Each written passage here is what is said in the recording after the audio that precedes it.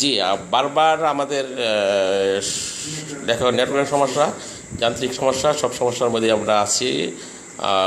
স্মৃতির আকাশে মৌলানা মহিউদ্দিন রহমতুল্লাহ আলাই আমাদের তরুণ প্রজন্ম কী ভাবছেন, এবং আমাদের অতিথি আছেন রুহুল আমিন নাগরী ভাই, সিলেট রিপোর্টের সম্মানিত সম্পাদক, এবং মৌলানা মহিউদ্দিন খানের স্নেহপ্রাপ্ত কাছের থেকে দেখা একজন লোক, আমারও ভালোবাসার লোক।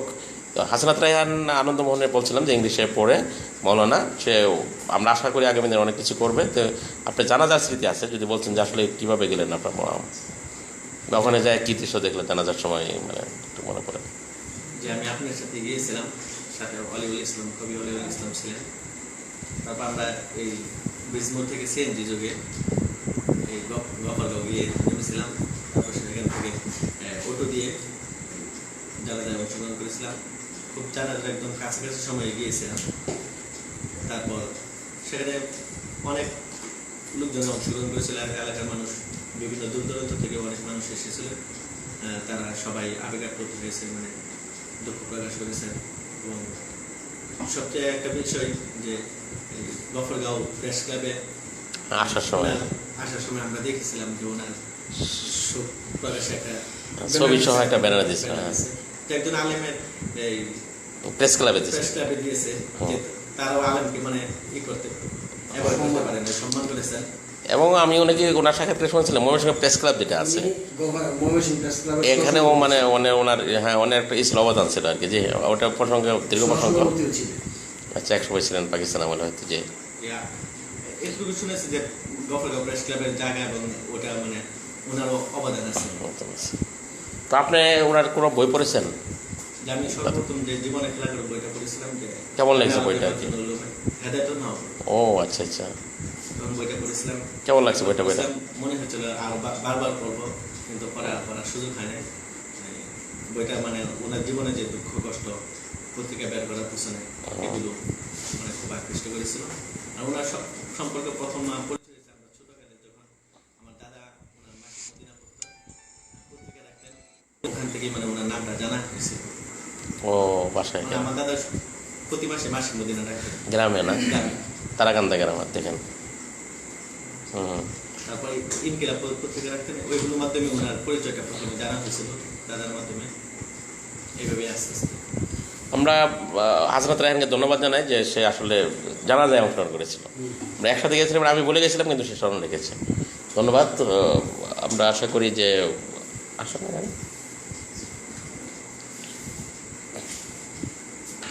বসুন, আমরা এই যে প্রজন্ম যে আমাদের বললাম যে পয়লা বৈশাখ কী করতেছে সে বলে যায়, আবার স্বাধীনতা দিবস আর বিজয় দিবসের পার্থক্য বোঝার আমাদের প্রজন্ম এরকম যারা লেখালেখি করে, তারাও দেখেন। আমি এখন সরাসরি যাচ্ছি নাসরুল্লাহ কাউসারের কাছে, লেখালেখির কোর্সে আসছে, সে আলিয়া মাদ্রাসায় পড়ে, বরিশাল ঢাকা আছে। তো আপনি আসলে মহিউদ্দিন খান সম্পর্কে কী দেন? আপনি নার্ভাস ফিল করেন না এই জন্যই যে আপনি যা জানেন তাই আপনি বলবেন যে মহিউদ্দিন খানের বই পড়ি না, আমি সিরিয়াল, এটাও বলতে পারেন, আপনার সমস্যা নেই। আর যদি পড়ে থাকেন তাও বলবেন, কোনো আবেগ বা অনুভূতি আপনি দেখেন নাই তো অবশ্যই এটা। কিন্তু আপনি আসলে কোনো বই পড়েছেন মহিউদ্দিন খানের? মানে দুঃখের বিষয় হচ্ছে ওনার মতো একজন প্রবীণ আলিম এবং বাংলাদেশি প্রেক্ষাপটে বাংলাদেশি ইসলামী সাহিত্যধারার প্রথম সারির কয়েকজন পথিকৃত বলে ওনার নাম নিতে হয়। ওনার সম্পর্কে জানি, বাট কি জানেন? করা হয় নাই। কি জানেন? চট্টগ্রাম না পড়েন, জানেন ছোট কি আপনি কি মনে হয় উনি কি ছিলেন, কে ছিলেন? সম্পাদক উনি মানে এটা নিজে বহন করে, কাঁধে বহন করে এটা বিক্রি করতেন। এরপরে ওনার কিছু বই আছে, আর মুক্তিযোদ্ধা রহমতুল্লাহ আলাইহি তাফসীর মারিফুল কোরআন অনুবাদ করেছেন। চমৎকার বলেছেন। বাংলা ভাষাভাষীদের জন্য তাফসীরের বেসিক সাহিত্য, এই সিরাত সাহিত্য যেটা, এটা ইসলামের জন্য বড় খিদমত করেছেন, বিশেষ করে আমাদের বাংলা ভাষীদের জন্য। আমরা যারা প্রজন্ম আছি, এই নতুন প্রজন্ম, এরা যদি ইসলামী সাহিত্য অগ্রসর হতে চাই, তাহলে মহিউদ্দিন খান রহমতুল্লাহকে চর্চা করা ছাড়া আমার মতে কোনো উপায় নেই। এই তো সুন্দর কথা বলেন আপনি এই যে কোর্সে সফল আমাদের, কারণ আমরা একটা পরবর্তী প্রজন্মের কাছে আপনার মৌলানা মহিউদ্দিন খান না শুধু বাংলা ভাষা সাহিত্য, আমরা হুমায়ুন আহমেদের ভবিষ্যতের কথা বললাম, আমি নিজে গিয়েছি, হুমায়ুন আহমেদের বাড়িতে গিয়েছি, এবং নগরে ভাই দৃশ্য মানে বললেন। তো বিষয়টা হলো আসলে সাহিত্যের বিষয়ে মৌলানা মহিউদ্দিন খানকে বাদ দেওয়া যাবে না। যারা আজকে অনলাইন পত্রিকা করছেন, যারা দৈনিক পত্রিকা ইসলাম পাতা করছেন, এবং যারা তরুণরা, অবশ্যই মৌলানা মহিউদ্দিন খানকে জানতে হবে যে কষ্ট কতটুকু করছেন মিডিয়ার জন্য। উনি মুসলিম জান বের করেছেন, সে 91 মানে ট্যাবলেট সাইড আমরা পড়েছি। হ্যাঁ, মৌলানা মহিউদ্দিন খানের আমার কাছে পরে 40টা স্মৃতি আছে এরকম, বলতে পারবো, কিন্তু আমি লিখলে অনেকটা বড় হবে, তো আমার কাছে কেউ লেখা চায় না আসলে।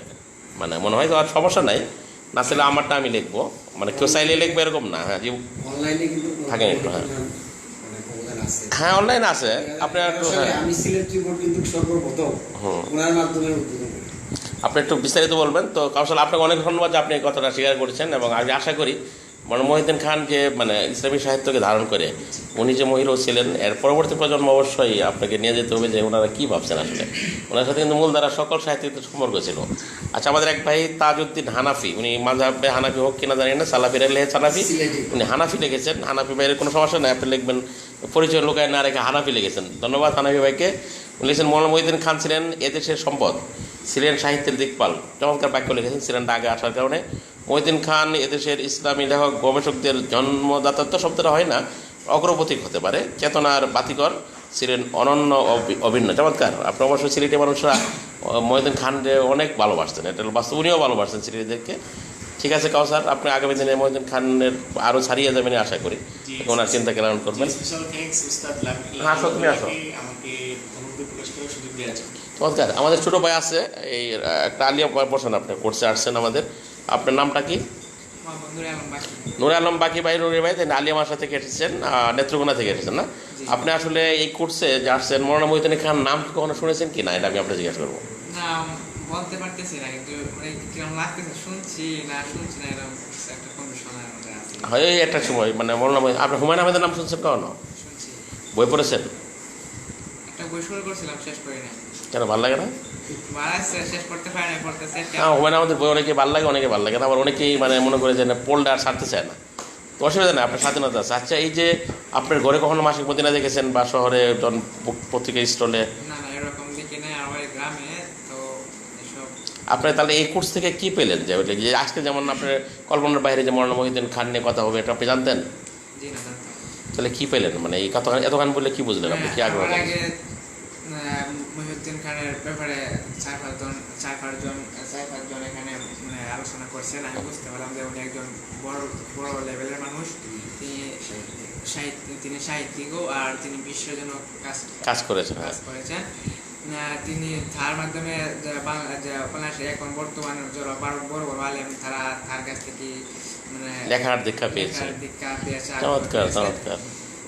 উনি যা জানলাম, মানে তারা বলছেন মানে উনি একজন খুব ধার্মিক লোক ছিলেন, এই চিন্তাশীল লোক ছিলেন, ইসলাম ব্যাপারে আর কি। আপনার নামটা জানে কি? মোহাম্মদ নুরে আলম বাকি। নুরে আলম, গতকাল যে আপনি নদীর ওপারে গেছিলেন, এই যে ব্রহ্মপুত্র যে মরে যাচ্ছে, এর অনুভূতি কি আপনার? মনে যাচ্ছে যে ব্রহ্মপুত্র এক সময় খুব তাজা ছিল, অনেক মানে ছিল, মানে তার ব্রহ্মপুত্রকে কেন্দ্র করে কবিরা নদীর পাড়ে বসে অনেক কবিতা লিখছেন। কবির মানে ব্যক্তিত্ব বাড়ানোর জন্য এই নদী তাদেরকে সাহায্য করছে। তাছাড়া মেঘনা, পদ্মা, এই নদীর স্রোত দ্বারা তারা প্লাবিত হয়েছে। এই নদী দিয়া 1971 সালে ভারতে যারা প্রবেশ করছে, এই নদীর মাধ্যমে তারা গেছে ভারতে, আমাদের মুক্তিযোদ্ধারা সংগ্রাম করেছেন। তো আসলে আপনাকে কষ্ট দিয়েছেন না নদীটা?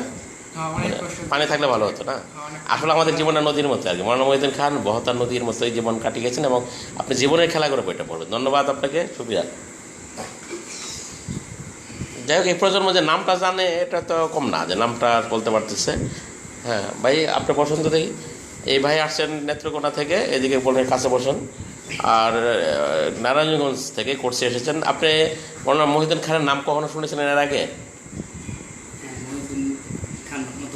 নাম আমি শুনেছি এবং ওনার জীবনের খেলাফত বই পড়েছি। দুর্দান্ত বিষয়। দুঃখজনক বিষয়, আমি উনি যখন অসুস্থ তখন আমি ওনাকে মানে চিনতে পেরেছি। এবং কেমনে একটু বলেন, স্মৃতি যদি মনে পড়ে। আমি মাসিক রহমানি বয়গাম, তারপর আপনার নামটা কি জানি? মোহাম্মদ জুনায়েদ। আচ্ছা, এভাবে মোহাম্মদ জুনায়েদ না? আচ্ছা, বলেন। হ্যাঁ, আমি অনেক আগে থেকেই পড়তাম, তো বাজার থেকে কিনে আনতাম। তো কাকতালীয়ভাবে আমি একদিন মাসিক মদিনা নিয়ে আসি। তো উনি ওই সময় অসুস্থ ছিলেন। মাসিক মদিনার উপরে একটা লেভেলে লেখা ছিল যে উনি অসুস্থ, দোয়া চাওয়া হচ্ছিল। আচ্ছা আচ্ছা আচ্ছা। তো আমি পরের মাসে যখন মদিনা কিনতে গেলাম, আল্লাহ, গিয়ে দেখি কালো একটা মদিনা বের হয়েছে, এবং আমি অত্যন্ত দুঃখিত হয়েছি এবং ওনার মরার সংবাদ আমি সত্যি পাই। তারপর পরবর্তী যে 3টা সংখ্যা পরপর বের হয়েছে ওনার স্মরণে, আমি প্রত্যেকটি সংখ্যা আমি এবং পড়েছি, একাধিকবার পড়েছিলাম এবং সংগ্রহ ছিল, হয়তো এখন বাড়িতে আছে।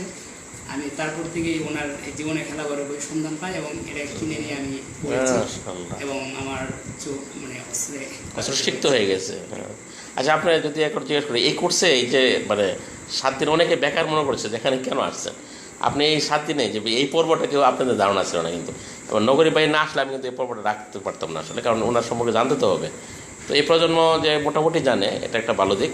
আপনি আসলে এই কোর্স থেকে এই যে মানে কি আজকে মানে কী পেলেন আসলে একটু কোর্স সম্পর্কে যদি 1 মিনিট একটু মূল্যায়ন করেন। এই কোর্স সম্পর্কে আমি কি পেলাম এই বিষয়ে হ্যাঁ। বলতে গেলে আমি উস্তাদ আলী হাসান তৈয়ব সাহেবের মধ্যে বলতে চাই যে এই কোর্স থেকে আমি কি পেলাম। এই কোর্স বিজ্ঞান ভিত্তিক, সাহিত্য, চিকিৎসা বিজ্ঞান, আর তারপর লেখালেখি, কি লিখবো কি লিখবো না, তারপর সামনে কীভাবে এগিয়ে যাবো, এরকম মানে সব বিষয়ে মানে কোনো দিক বাদ নেই, সব বিষয়ে আমাকে মানে এগিয়ে যাওয়ার জন্য প্রেরণা জুগিয়েছে এবং আমার চিন্তা, আমার আমার চিন্তাকে, আমার ভাবনাকে আমার বিস্তৃত করেছে এবং পরিশীলিত করেছে এবং আবার নেত্রকোনা মানুষ তো সুন্দর ভাষায় কথা বলতে পারে। আমি মানে অত্যন্ত উপকৃত হয়েছি। আমি জানতাম না এরকম একটা কোর্সে আসলে এরকম আসলে শুনছেন কীভাবে, আমি তো একটু আপনার প্রতি কিন্তু আমি সময় দিতে পারি না আসলে, না আমার একটা কত হলো যে আপনার মাদ্রাসা পড়ে মাদ্রাসা ওরা তো আলিয়া থেকে আসছে বা ওদের লেখালেখি একটা প্রেরণা আছে, কই মাসে একটা ছেলে হয়ে সাহিত্যের কোর্সে এসে পড়েছেন 7 দিনের জন্য তো, এবং আমি কিন্তু আসলে তাকে সময় দিতে পারি না, হ্যাঁ 1 মিনিটও না। তো আসলে আপনি এই যে মানে আসলে মানে আমি আমার একটা এই কোর্সের একটা উদ্দেশ্য আছে ব্যক্তিদের সাথে পরিচয় করে দেওয়া। আমরা 2009 যদি মহিউদ্দিন খানকে না আনতাম, এখানে সম্বোধনা না দিতাম, তা আজকে কিন্তু আলোচনা করতে পারতাম না, না সে করে একটা মানে বিষয়টা হলো আপনার ওখানে ওই মঞ্চে ছিল ওবায়দুর রহমান নদভী, ওই মঞ্চে ছিল শরীফ মোহাম্মদ আজকের ইসলাম টাইমসের সম্পাদক, ওই মঞ্চে ছিল ইসাক ওয়াইদি সাহেব, ওই মঞ্চে ছিল গোলাম রূপানী, ওই মঞ্চে ছিল মুসাল্লাহ হাফিজ, ওই মঞ্চের উপস্থাপক ছিল কবি সাহেব সিরাজ, এবং ওখানে পরে 100-এর উপরে লেখক ছিল ঢাকাতে। আমাদের মাসুদুল কাদের মনে হয়, আমাদের হুমায়ুন আহমেদ ভাই মনে হয়, অনেকে আমি বলতে পারবো না, মানে অনেক নামই আসছিলেন, আইয়ুবিন মঈন ভাই না অনেকেই ও আসছিলেন না, সবাই আসছে। যারা আসছিলেন ধন্যবাদ ওই স্মৃতি আলোচনার জন্য। তো আপনার আসলে এই যে মানে সাহিত্য এই যে কোর্স করতে হবে মানে কীভাবে আসলেন আমি জানি না আসলে, বলেন তো। আমি সত্যিকার অর্থে মানে আপনার সাথে ফেসবুকে অনেক আগে থেকে আপনার লেখাই করি, প্রায় 3 বছর আগে থেকে আপনার লেখাই করি এবং বিভিন্ন কমেন্টও জানিয়েছিলাম। আপনি উড়না নিয়ে একটা লেখা লিখেছিলেন এবং আমার ইসলামী লেখাটা আপনার ছাপা হয়েছিল, আমার মনে নাই এটা, ঠিক আছে। আমি আচ্ছা, কমেন্টে জানিয়েছিলাম আপনি এই লেখাগুলো আপনি দৈনিকে লেখেন না কেন। ও আচ্ছা, আপনি বলেছেন যে দৈনিকে তো এই লেখাগুলো ছাপবে না। আমি বলেছিলাম দিন কিলাবে তো অনেক লেখায় ছাপবে, আপনি বলেছিলেন হয়তো। আমার ফেসবুক লেখক বলা হয়, লেখক বলা হয় না। আমি ফেসবুকে মাঝে মাঝে করি, মনে কি আসলে ধন্যবাদ যে আপনার কথা মনে হলো এখন, যে আপনার মনে হয় একটা কথা বলেছিলেন, কিন্তু এই লোক যে সেই লোক তা জানি না। ফেসবুক আপনার লেখার সার্থকতা তো এখন করছে কেমন আসলেন, এটা ফেসবুকে দেখছিলেন? তো আপনার লেখা আমি সবসময় পড়ি। তারপর আব্দুল্লাহ মারুফ ভাইয়ের সাথেও আমার ফেসবুকে ছিল, তো আমি আব্দুল্লাহ মারুফ ভাইয়ের টাইমলাইন দেখি। আমাদের হেরাজ্যোতি সম্পাদক আব্দুল্লাহ আল মারুফ একটা সঙ্গে করেছিল আর কি, আসলে তো আমরা পাবো।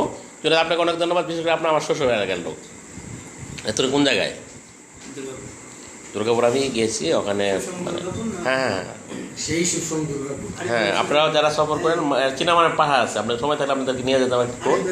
আপনার যদি এখনও সম্ভাবনা আছে, যদি আমাদের উনি মানে বলে যে আম খাওয়াবে, তাহলে আমরা আপনার ট্রেন দিয়ে জারিয়ার ট্রেন আমরা চলে যেতে পারি, এবং ওখানে কিছু খাওয়া যাবে না। আমাদের সাইফুল বাড়ি এখানে ক্লাস একটা মানে হোক আর না হোক, মানে দেখা যাবে সব কী জানি এক নদী আছে না, সোমেশ্বরী। আমি মুফতি আনায়তুল্লাহ ভাই, জহিরুদ্দিন বাবর ভাই, আমরা একবার সফর করেছিলাম, আমার যেটা মনে হয় সোমেশ্বরীর তীরে। তো বাবর ভাই একটা লেখাও লিখেছিলেন। আমার শ্বশুর বাড়ি আসলে উদ্বাস্ত, ওনারা বাড়িঘর নাই, মানে আমাদের শ্বশুর কিন্তু আমার সাইকুল আদিস ওনার সাগের শেরপুরে আম গাছ অনেক আম আছে, কিন্তু পায়রানোর লোক নাই আর কি। আমাদের শ্বশুর বাড়ি অনেক আম গাছ নাকি আম হয়েছে। আচ্ছা, আমরা আব্দুল্লাহ মারুফকে গ্রেফতার করা হোক এই জন্যই যে আমরা নগরী বাড়ির কাছে চলে যাবো, অবশ্যই দ্রুত আসতে হবে। এখানে তো বাকি কেউ নাই, কে আছে? আপনি একটু আসেন তো দিন। ধন্যবাদ, আপনার ভালো লাগলো।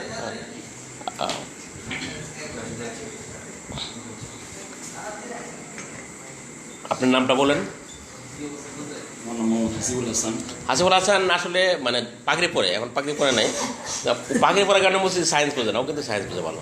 আমার সায়েন্সে পরীক্ষা দিয়েছে, এবং আমার একটা মানে ভালো একটা প্রতিষ্ঠান আছে মধুপুরে, কাশিফুল উলুম, শেখ মাদ্রাসার ছাত্র। তো আপনি কেন আসেন না, সাহিত্য করছে কীভাবে একটু যদি জানতে চাই, পরে আমরা বলতেছি। আমি প্রথমে আলিয়াতে পড়েছি, আলিয়াতে সেখানে দাখিল পরীক্ষা দিয়েছি, তো লেখালেখি এমনিতেই পড়াশোনা করতাম, কিন্তু লেখালেখি সম্পর্কে যে লেখকের একটা লেখা দরকার, এই কোর্সের কথা বলছি, একটা যোগ্যতা। এই কোর্সের কথা জি। বলতেছি আর কি, কেঁপে আসলো। তখন তারপর আমি কমিতে ভর্তি হলাম। তো কমিতে ভর্তি হওয়ার পরে একটু লেখকের বইগুলো, বিভিন্ন লেখকের বই পড়তেছিলাম। তো নিজের মধ্যে একটু আগ্রহ জাগলো লেখা, কিন্তু দৈনন্দিন ভাবে যে একটা জিনিসের চর্চা, সেই চর্চাটা আমার দ্বারা হয়ে উঠতেছিল না। তো কিছুদিন পরে এভাবে যেতে যেতে মিজানে আসলাম, মিজানও শেষ হলো। তো ওস্তাদের সাথে পরামর্শ করলাম কীভাবে এই বিষয়ের কোনো একটা বিষয়ের মধ্যে যদি কিছু চেতনা আমার মধ্যে আসে, তাহলে মনে হয় সেই বিষয়টা আমি ভালোভাবে করতে পারবো। আর কিছু নিয়মকানুন যদি জানতে পারি, নীতিমালা জানতে পারলে সেই বিষয়টা আমি ভালোভাবে করতে পারবো। তো তখন ওস্তাদের সাথে পরামর্শ করলাম। তিনি একজন ছাত্রের কথা বললো, সেই ছাত্রের সাথে মুজিব ভাইয়ের সম্পর্ক আছে, মাহফুজ ভাই। তো মাহফুজ ভাই ওনার সাথে আপনাদের এই কর্মশালাটার কথা জানলো, তারপর হুজুরকে জানালো, ওস্তাদকে জানানোর পরে তিনি আমাকে বললো তাহলে যাও 7 দিনের কোর্স করে আসো। উস্তাদের নাম কি? জি, উস্তাদের নাম হলো মুফতি সাইফুল ইসলাম। মুফতি সাহেব মাশাআল্লাহ আপনাদেরকে সাহিত্যের পথে আছে, মানে এই জাতির জন্য সৌভাগ্যের বিষয় যে মুফতি সাহেবরা সাহিত্যের কথা বলেছেন। এই কোর্সে কি পেলেন আসলে? এই কোর্সে তো অনেক পেলাম। আমার পূর্বে যে ভাই গেল উনি কথা বলছেন যে কি পেলাম না, আপনার যারা আসছে ক্লাস করার জন্য দু একটা নামকে আপনারা কারো লেখা পড়েছেন? মৌলানা শরীফ মোহাম্মদ, জি শরীফ মোহাম্মদ, ওনাকে দেখেছেন এর আগে? জি। কোথায় দেখছেন? ওনার কিছু টক শো শুনেছি আমি, আমাদের সরাসরি সরাসরি আমার মাদ্রাসায় গেছিল। আর কাকে দেখছিলেন সরাসরি? ডাক্তার আব্দুল বারী সাহেব আসলেন যে, না, আর কারো দেখা হয় না। এরপরে হলো আপনার ডক্টর শামসুল হক সাহেব দেখা হয় না। সরাসরি দেখা হয়। হ্যাঁ, গুলার রব্বানিরে আদর্শনে পড়েছেন অবশ্য। আচ্ছা, মৌলানা খান সম্পর্কে আমরা ছিলাম আসলে, শ্রী আখের মৌলানা মহিউদ্দিন খান। কোনো বই কি পড়েছেন আপনি আলিয়া থাকতে? না, ওনার কোনো বই আলিয়া থাকতে পড়া হয়নি। নাম শুনছেন?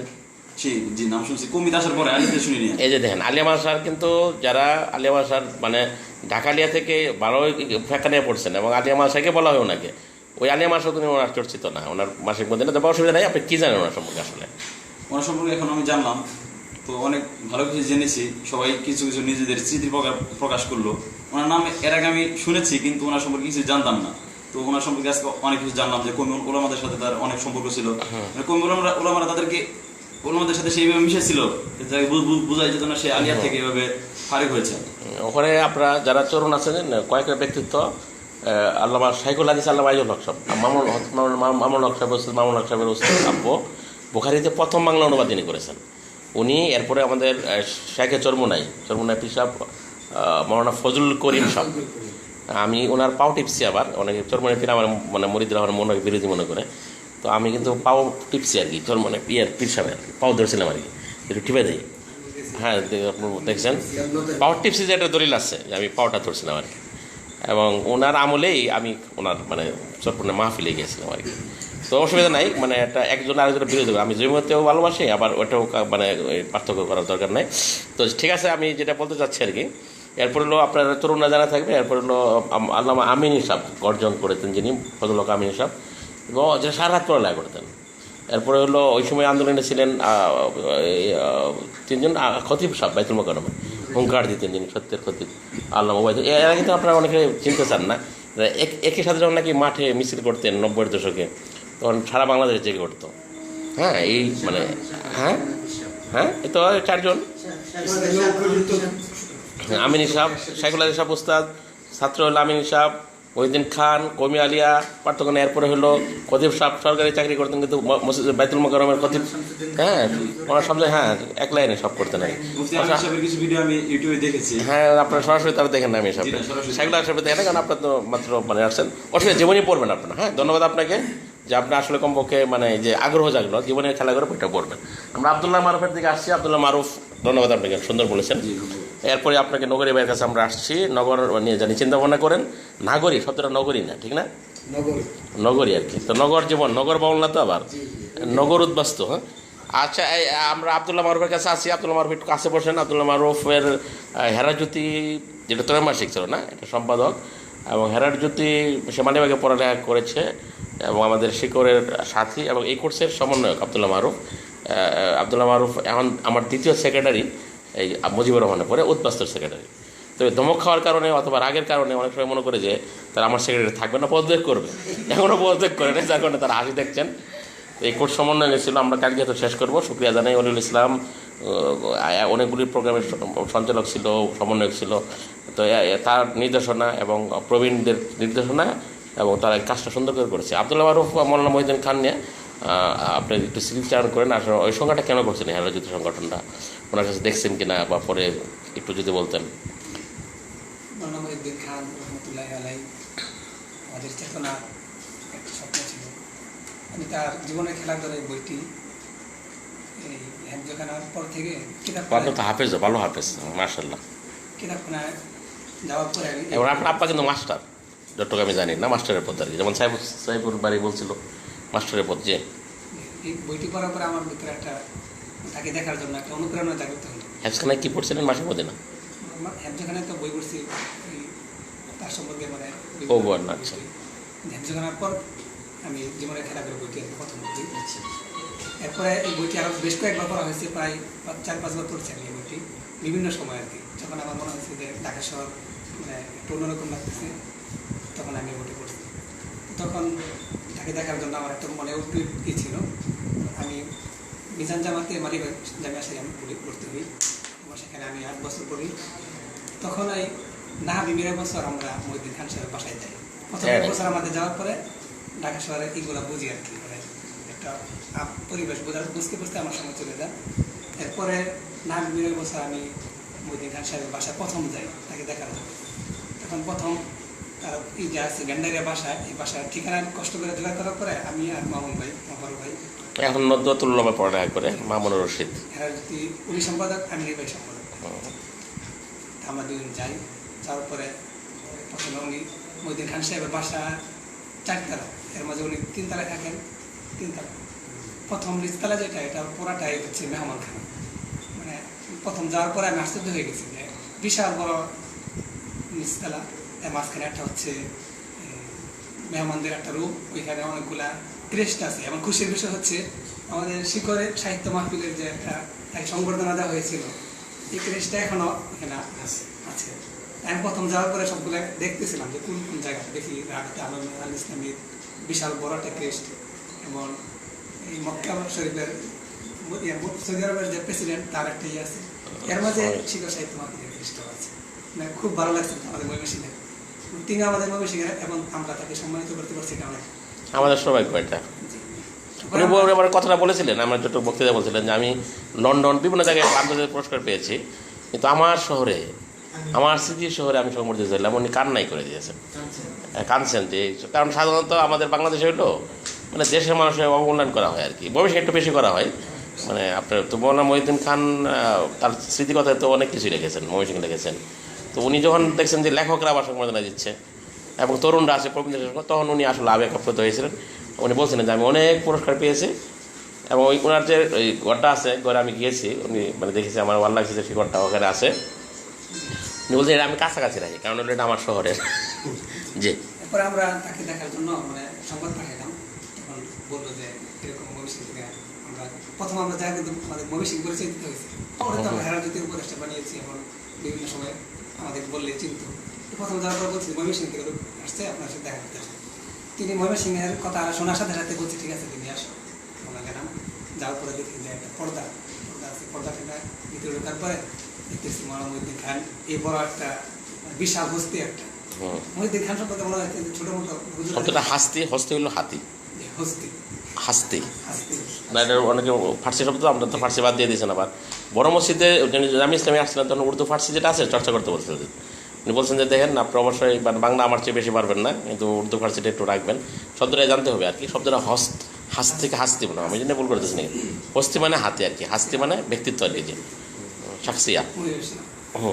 তাকে মানে তার যে সীমাতে বড় হবে আমি কল্পনা করি নাই, মানে ভাবছি হয়তো বা সচরাচর হুজুরদের মতো হবে। তখন যাই দেখি না অনেক বিশাল তখন তিনি ওই দিনকার কথা বলার মাঝে তিনি বলছেন যে আমি আমার এই বুড়ি আর কি বলছিল প্যাটটা আমি আমার দাদার মানে ওয়ারিস প্রাইস হিসেবে পেয়েছি আর যাই না। তখন যাওয়ার পরে দেখি যে হাতে একটা বইটা, মানে কি বইটা মনে, যাওয়ার পরে আমরা পরিচয় দিলাম ময়মনসিংহের থেকে আসছি। তিনি অনেক ই করলেন, এর মাঝে উস্তাদের নামটা বলছেন যে ময়মনসিংহের কী খবর, বলছি যে ভালো। তখন ময়মনসিংহের বড় বড় আলেমদের ব্যক্তিত্ব সম্পর্কে আমাদের কাছে বেশ কয়েকবার জানতে চাইছিলাম, ময়মনসিংহের বড় বড় আলেম কি। তখন আমি খুঁজি যে আসলে তাকে তার কাছে বলার মতো ব্যক্তিত্ব আলেম ওরকমভাবে আমাদের দেশে যে আলেম হচ্ছে একটা, আর সর্বোপরি যে একটা আলেম তাকে তার সামনে কাকে উপস্থাপন ব্যাক পেতে হয়েছিল যে এবার আপনার কথা দিয়েছিল নাবিক সাহেবের কী খবর, তখন আমরা বলছি যে আপনি ভালো আছেন, আপনার সম্পর্কে অনেক কিছু।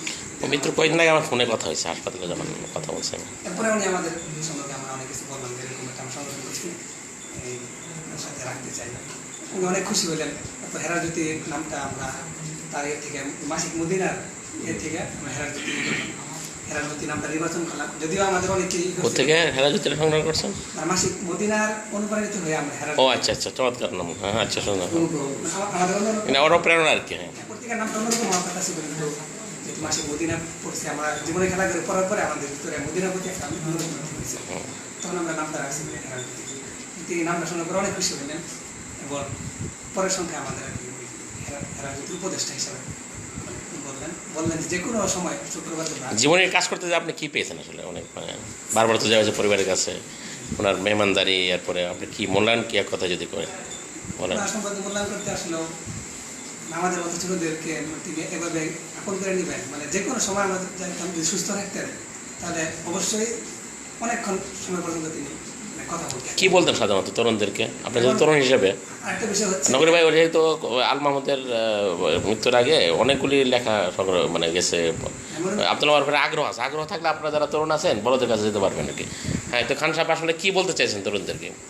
একটা কিছু বলতে চাইছেন তো আপনাদেরকে? আমাদেরকে বলছেন যে তোমরা পড়ো, এমন মানে একটু চিন্তার অধিকারী হোক বাহিরের, মানে এই গন্ডির ভিতরে না থেকে একটু বাইরের চিন্তা শিখো, আন্তর্জাতিক মানে একটা চিন্তা শিখো। আন্তর্জাতিক ব্যক্তিত্ব ছিলেন, এই জন্য অনেক পড়তে হবে, পড়ার জন্য তুমি অনেক কিছু বলছো। আপনার রাবেতার কথা বলছেন। রাবেতুল্লাহ আলমের প্রতিষ্ঠাতা সদস্য ছিলেন, রাবেতুল্লাহ আলম আল ইসলামী, যেটা ওয়ার্ল্ড মুসলিম লীগ সম্ভবত ইংলিশ নামটা। সাহেবের একটা বৈশিষ্ট্য ছিল, আমরা যাওয়ার পরে মানে দেখা গেছে যে হয়তো বা তার স্ত্রী অসুস্থ কিংবা বাড়িতে কেউ নাই, এরপরে বলতো যে তোমার মুড়ি নিয়ে আসো, অর্ডার মানে বলতো যে তুমি মুড়ি নিয়ে আসো, চা হাজির করতে, মানে এই যে একটা আপ্যায়নের যে মানে না আমাদের। আর বইপত্র মানে থাকতো খুব মানে হাতের কাছে। আর যদি বই থাকতো অনেক সব বই দিয়ে আমারে বিদেশে একটা পত্রিকা আমি অনেকবারই গিয়েছি বাসায়, পরে বললেন মনে হয় এটা নিয়ে যান। আমার তো এখন এত পড়ালেখার সামগ্রী আসছে যে আসলে বয়স যদি আবার নতুন করে পেতাম, মানে এত জিনিস নতুন নতুন পাচ্ছি আর কি। এবং উনি কিন্তু অনেকগুলি বইয়ের পাণ্ডুলিপি মানে তৈরি করছেন, লিখতেন। এবং আমি তো অনেক প্রশ্ন করলাম যে আপনার মাসিক মধ্যে উত্তর নিজে লেখেন। ও আসলে আমি অনেকে দিয়েছি, কিন্তু আসলে দেখা যায় যে আসলে আমি যেভাবে দ্রুত উত্তর লিখতে পারি বা চাই, কত বিভাগে গেলে দেখা যায় এটা দেরি করে। আমি নিয়োগও দিয়েছিলাম, অনেক চেষ্টা করছি, কিন্তু আমি নিজেই লাগি। এবং মানে সমকালীন সমস্যার কী জানি জবাব এরকম নামে বের হয়েছে। মাসিক মদিনায় এমন একটা পত্রিকা যে বাংলা ভাষায় মানে প্রশ্নোত্তর পর্ব রাখতে হবে। এখন তো টিভিতে অনলাইনে অনেক প্রশ্নোত্তর থাকে, তো অবশ্যই ওনার বিশাল অবদানের ক্ষেত্রে যে আব্দুল মারুফ এক কথা যদি বলতে চান, আপনার কোর্সের জন্য ধন্যবাদ যে সমন্বয় করলেন। নানা অভিজ্ঞতা দিয়ে অবসর হতে হবে। মৌলানা খান একটা ভালো সংগঠক ছিলেন, ভাঙছে গড়ছে অনেক কিছু করছে। ওনার ডায়েরিতে খুঁজলে পাওয়া যাবে যে আসলে কত কিছু অভিজ্ঞতা হয়েছে। ওনার জমিয়তের একবার কার্যনির্বাহী কমিটির সভাপতি বানানো হয়েছে, আবার বাদ দিয়ে অন্য কিছু পদ দেওয়া হয়েছে। উনি কিন্তু আবার থেকেই থাকছেন। উনি বলছেন শেষ পর্যন্ত আমি যেন জমিয়তের সাথে লেগে থাকি, এরকম আর কি। কই মাসে ওনার কেউ মনে করছেন পক্ষে, হ্যাঁ না না, কেউ কই মাসের বাইরে করছেন, মানে চিন্তাশীল তো, আন্তর্জাতিক ব্যক্তিত্ব তো, মানে অনেক বড় ব্যক্তিত্ব ছিল। আপনার আসলে যে বয়সে আছেন সেটা মূল্যায়ন করা আসলে ক্ষমতা নাই। তো এরপরেও যে আবেগ আছে, আবেগকে দান করেন। আশা করি আপনি একটা ভালো কাজ করেছেন। যে হেরাজ্যোতি, আমি সবাইকে বলবো হেরাজ্যোতির সংখ্যাটা পড়ার জন্য। তাদের ইচ্ছা ছিল যে বড় একটা সার্ক, আমাদের এখানে পরবর্তীতে আমরা সার্কটা দেখি নাই। আমি ব্যক্তিগতভাবে যে মহিদিন খান সম্পর্কে আমার বিশাল বড় করে কাজ হবে। আমার কি লেখা ছিল ওখানে হেরাজ্যোতিতে না? লেখাটা আমি আচ্ছা, লেখাটা তাহলে আমার সংগ্রহে নেই। আপনি অবশ্যই যেহেতু খান সব নিয়ে লেখা, আল্লামা শাইখুল আজিজ নিয়ে আমার একটা লেখা ছিল। আমার মানে সব অনেকে বড় বড় লেখক আছে, আমাদের মানে সংগ্রহে একটু রাখতে হবে আর কি। এগুলি না 8টা পাণ্ডুলিপি হয়ে যাবে, যা আমি কমপক্ষে মানে 60টার মতো লেখা হবে স্মৃতিচারণমূলক। হ্যাঁ, যে আমরা এখন আজকে যারা ছিলাম, এটা একটা ক্লাস না, আসলে এটা একটা বৈঠক। এই বৈঠকে আমাদের অতিথি আছেন রুহুল আমিন নগরী, আমি একটু ভুল করি এই জন্যই, নগরী। তো উনি আসলে প্রাণবন্ত মানুষ এবং মিডিয়ায় কাজ করেন এবং নানা অভিজ্ঞতা আছে। সিলেটে থাকেন, নেত্রকোনার মানুষ, চোখের কোণায় থাকেন। মৌলানা মহিউদ্দিন খানের দেখা কীভাবে হলো এবং আপনি যে আবেগ লালন করেন, এরপর মহিউদ্দিন খানের চিন্তা চেতনা নিয়ে আপনি অবশ্যই প্রাণ খুলে আমাদের কিছু বলবেন।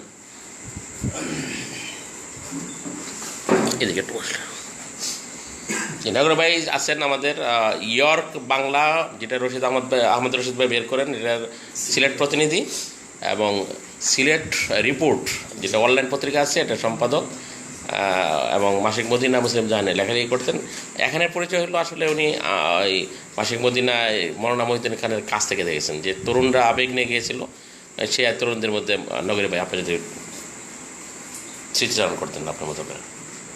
ধন্যবাদ। আজকে শিকড় সাহিত্য মাহফিলের পক্ষ থেকে আয়োজিত আজকে এই সাহিত্য আমরা নিয়মিত প্রশিক্ষণ কর্মশালার আগামীকালকে সমাপনী দিবস। তো প্রশিক্ষণার্থী ভাইয়েরা মূলত আসছে এখানে আপনাদের সাথে সাক্ষাতের জন্য। লাবিব আবদুল্লাহ ভাই আমাদের সকলের প্রিয়, মৌলানা মহিউদ্দিন খানেরও প্রিয়। আর এই শহর মৌলানা মহিউদ্দিন খানের শহর। এই শহর মুজাহিদে মিল্লাত হযরত মাওলানা আতহার আলী রহমতুল্লাহ আলাইহি সিলেটি, তিনি সাহিত্য আছেন এই ময়মনসিংহ শহরে। তার জীবনে অনেক অবদান, তিনি দেশ এবং জাতির কল্যাণে কাজ করেছেন। আজকের মূলত মৌলানা মহিউদ্দিন খানকে নিয়ে যে কথা বলার সুযোগ, আসলে এই পরিসরে মৌলানা মহিউদ্দিন খানকে নিয়ে বিস্তারিত কথা বলার আসলে মানসিকভাবে আমি অনেকটা ক্লান্ত। তাকে নিয়ে কথা বলার অনেক সময় চেষ্টা করি, কিন্তু কথা পেছনে অনেক আবেগ চলে আসে, যার কারণে কথা বলা সম্ভব হয়ে ওঠে না। আমি বিচ্ছিন্নভাবে দু একটি স্মৃতির কথা বলবো। যে মৌলানা মহিউদ্দিন খান এই দেশের, শুধু বাংলাদেশের নয়, তিনি উপমহাদেশের ভারত, পাকিস্তান, বাংলাদেশ অর্থাৎ ভারতবর্ষের মুসলমানদের এক চেতনার, প্রেরণার বাতিঘর বলা চলে। ব্রিটিশ বিরোধী আন্দোলনে তার বাবা, তার দাদা, সমসাময়িক যে সমস্ত উলামায়ে কেরাম ছিলেন তাদেরকে নিয়ে তিনি অনেক কথা লিখেছেন, বলেছেন। বিশেষত তার জীবনের খেলা করে যদি আপনারা পড়ে থাকেন তাহলে ভালো করে আপনারা অনেকটা জানতে পারবেন। আমি তরুণ যে সমস্ত ভাইয়েরা আছেন, বিশেষ করে যারা প্রশিক্ষণার্থী, সবাইকে অনুরোধ করব মৌলানা মহিউদ্দিন খানের জীবনের খেলাঘর আপনারা পাঠ করবেন, তার ওই সময়ের ঘটনাগুলো আপনারা জানবেন। আমি মৌলানা মহিউদ্দিন খানকে সর্বপ্রথম দেখেছি 1996 সালে। 1996 সালে আমি তখন জগন্নাথপুর অর্থাৎ সিলেট বিভাগের সুনামগঞ্জ জেলা ঐতিহ্যবাহী এক জনপদ সৈয়দপুর, যেই সৈয়দপুরে শেখুল ইসলাম মৌলানা হুসাইন আহমদ মাদানী রহমতুল্লাহ আলাইহি তিনি গিয়েছেন।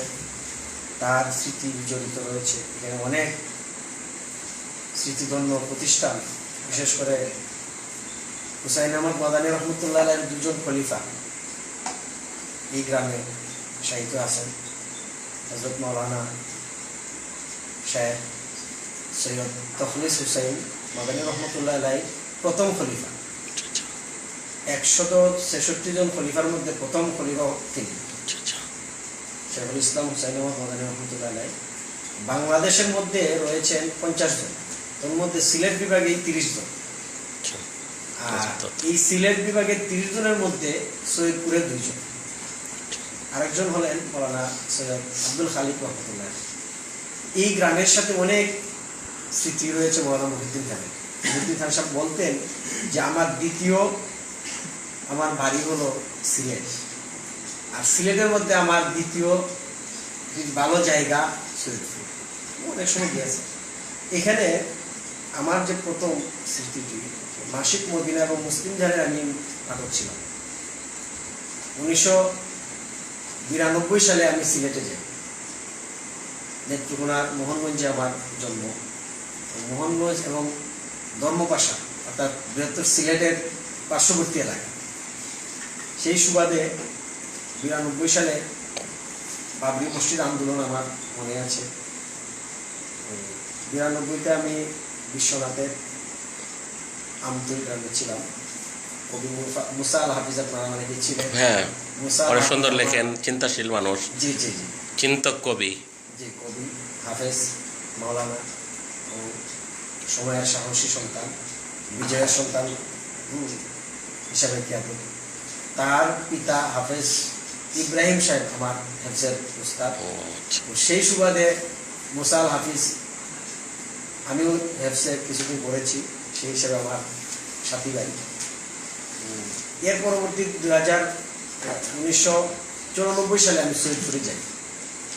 94, 95, 96 নির্বাচনের সময় প্রাক্কালে মাওলানা মহিউদ্দিন খানকে সর্বপ্রথম সৈয়দপুরে দেখি।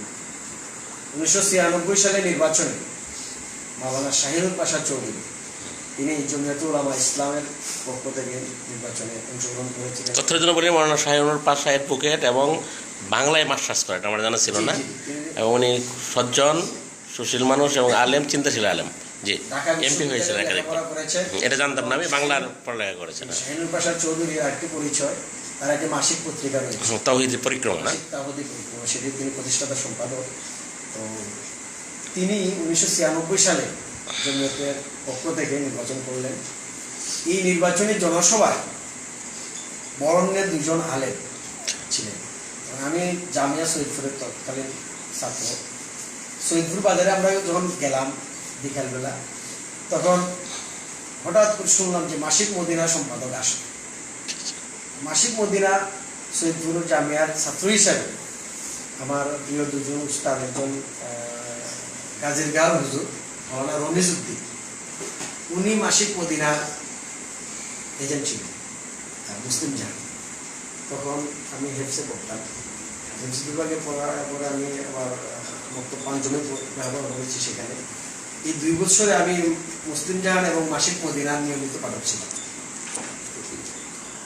গাজীর গাল হুজুর যখন নিয়ে আসতেন মাসিক মদিনা, তখন আসরের পরে অনেক সময় আসরের নামাজে জামাত তরফ করে আমার ছোটবেলায় এরকম একটা বড় ছোট সময় হচ্ছে মানে হ্যাঁ, নামাজ পড়া হয় না আর কি। হ্যাঁ, যখন হুজুরা চলে যেতেন, হুম। তখন হুজুরের এই বিছানার ইয়েতে মাসিক মদিনা থাকতো। তখন এখান থেকে চুরি করে বলা যায় যে ফাঁকি দেয়া মাসিক মদিনাটা দেখতাম।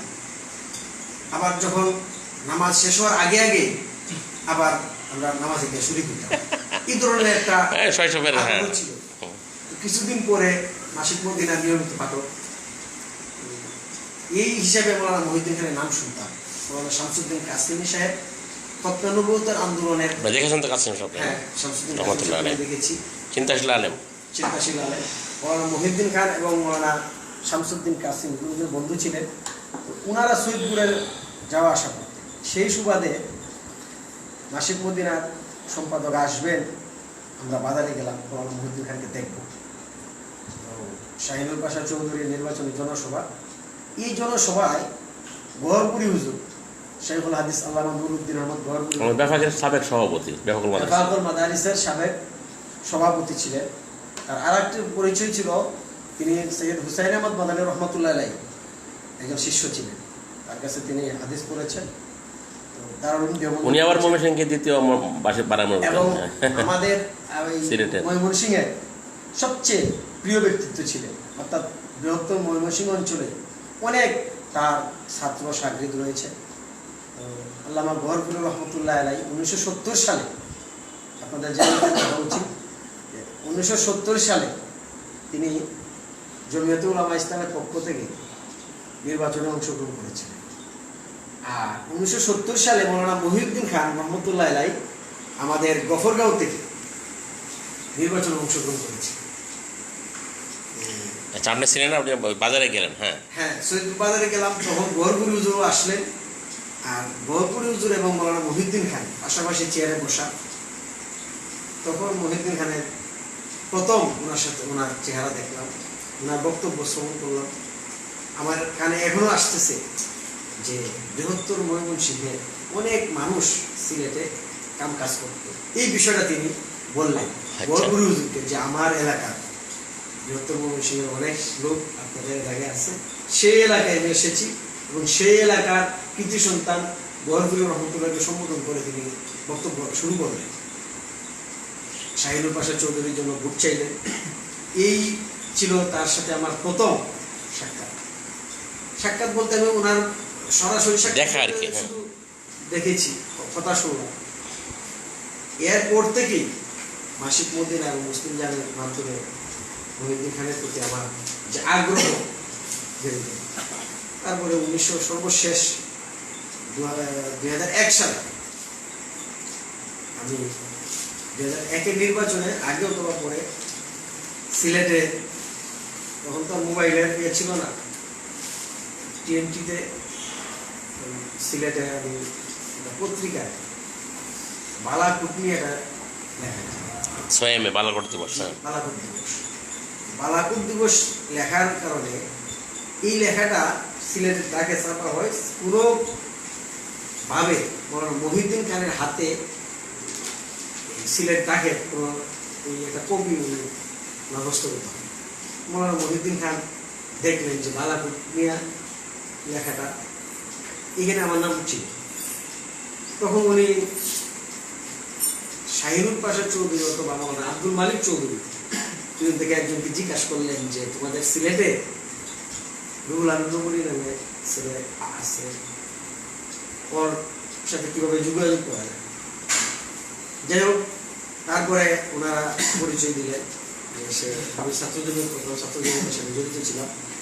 তো ওনারা মহিউদ্দিন খান সাহেব, আমি মুসলিম জানি তখন লিখতাম, সিটি লিখতাম। 1 টাকা দামের ইয়ে ছিল, ইনবিলাপ, ইনবিলাপ না, এটা পুস্কার বলে। Post card. হ্যাঁ, আমরা লিখেছি চিঠি এটা। তখন টাকা পয়সা ছিল না তো। এখন মেসেজে যুক্ত এই জাতি বুঝবে না। হ্যাঁ, তরুণ পুস্কার প্রজন্ম। ছিল 1 টাকা দিয়ে, কারণ আমার তো টাকা ছিল না। বড় ভাই এই যে সাবান এবং তেলের জন্য যে 2, 4, 5, 10 টাকা দিতেন, আমি ওই টাকা থেকে আমি 1 টাকা 2 টাকা আয় করতাম, রেখে দিতাম। এইগুলো দিয়ে আমি কাগজ কিনতাম আর পুস্কার কিনতাম। পুস্কারের মাধ্যমে প্রশ্ন লিখে মাসিক মদিনা মুসলিম জানে পাঠাই। কোনো একদিন আমি তখন আলিয়া মাদ্রাসায়, আলিয়া পড়েছেন আপনি? হ্যাঁ, আমি আলিয়াতে পড়ছি, দাখিল, এবং এটাও একটা বিভিন্ন ইতিহাস প্রেক্ষাপট রয়েছে। দাখিল আলেম আমি আলিয়া থেকে দিয়েছি, কমিতে পড়েছি। এখানে কমিতে দ্বারা পড়ছেন তো? পরীক্ষা দিচ্ছি, জি। আচ্ছা, তো মূলত হইল মৌলানা মহিউদ্দিন খান সাহেব 2001 সাল থেকে ওনার সাথে আমার সরাসরি পরিচয়। ওনার চিন্তা বা অন্য স্মৃতি থেকে ওনার চিন্তা দর্শন বা জীবনযাপন অন্যান্য বিষয়ে যেহেতু আসছেন। জি। হুম। তো এরপরে 2003 সালে একটা সংগঠন তিনি সিলেটে গেলেন, তো আমাকে বের করলেন, একজনকে বললেন যে দেখা করেন। আমি পরের দিন আসলাম, মহিউদ্দিন খান সাহেবের সাথে দেখা করলাম সিলেটে কোনো একটা হোটেলে।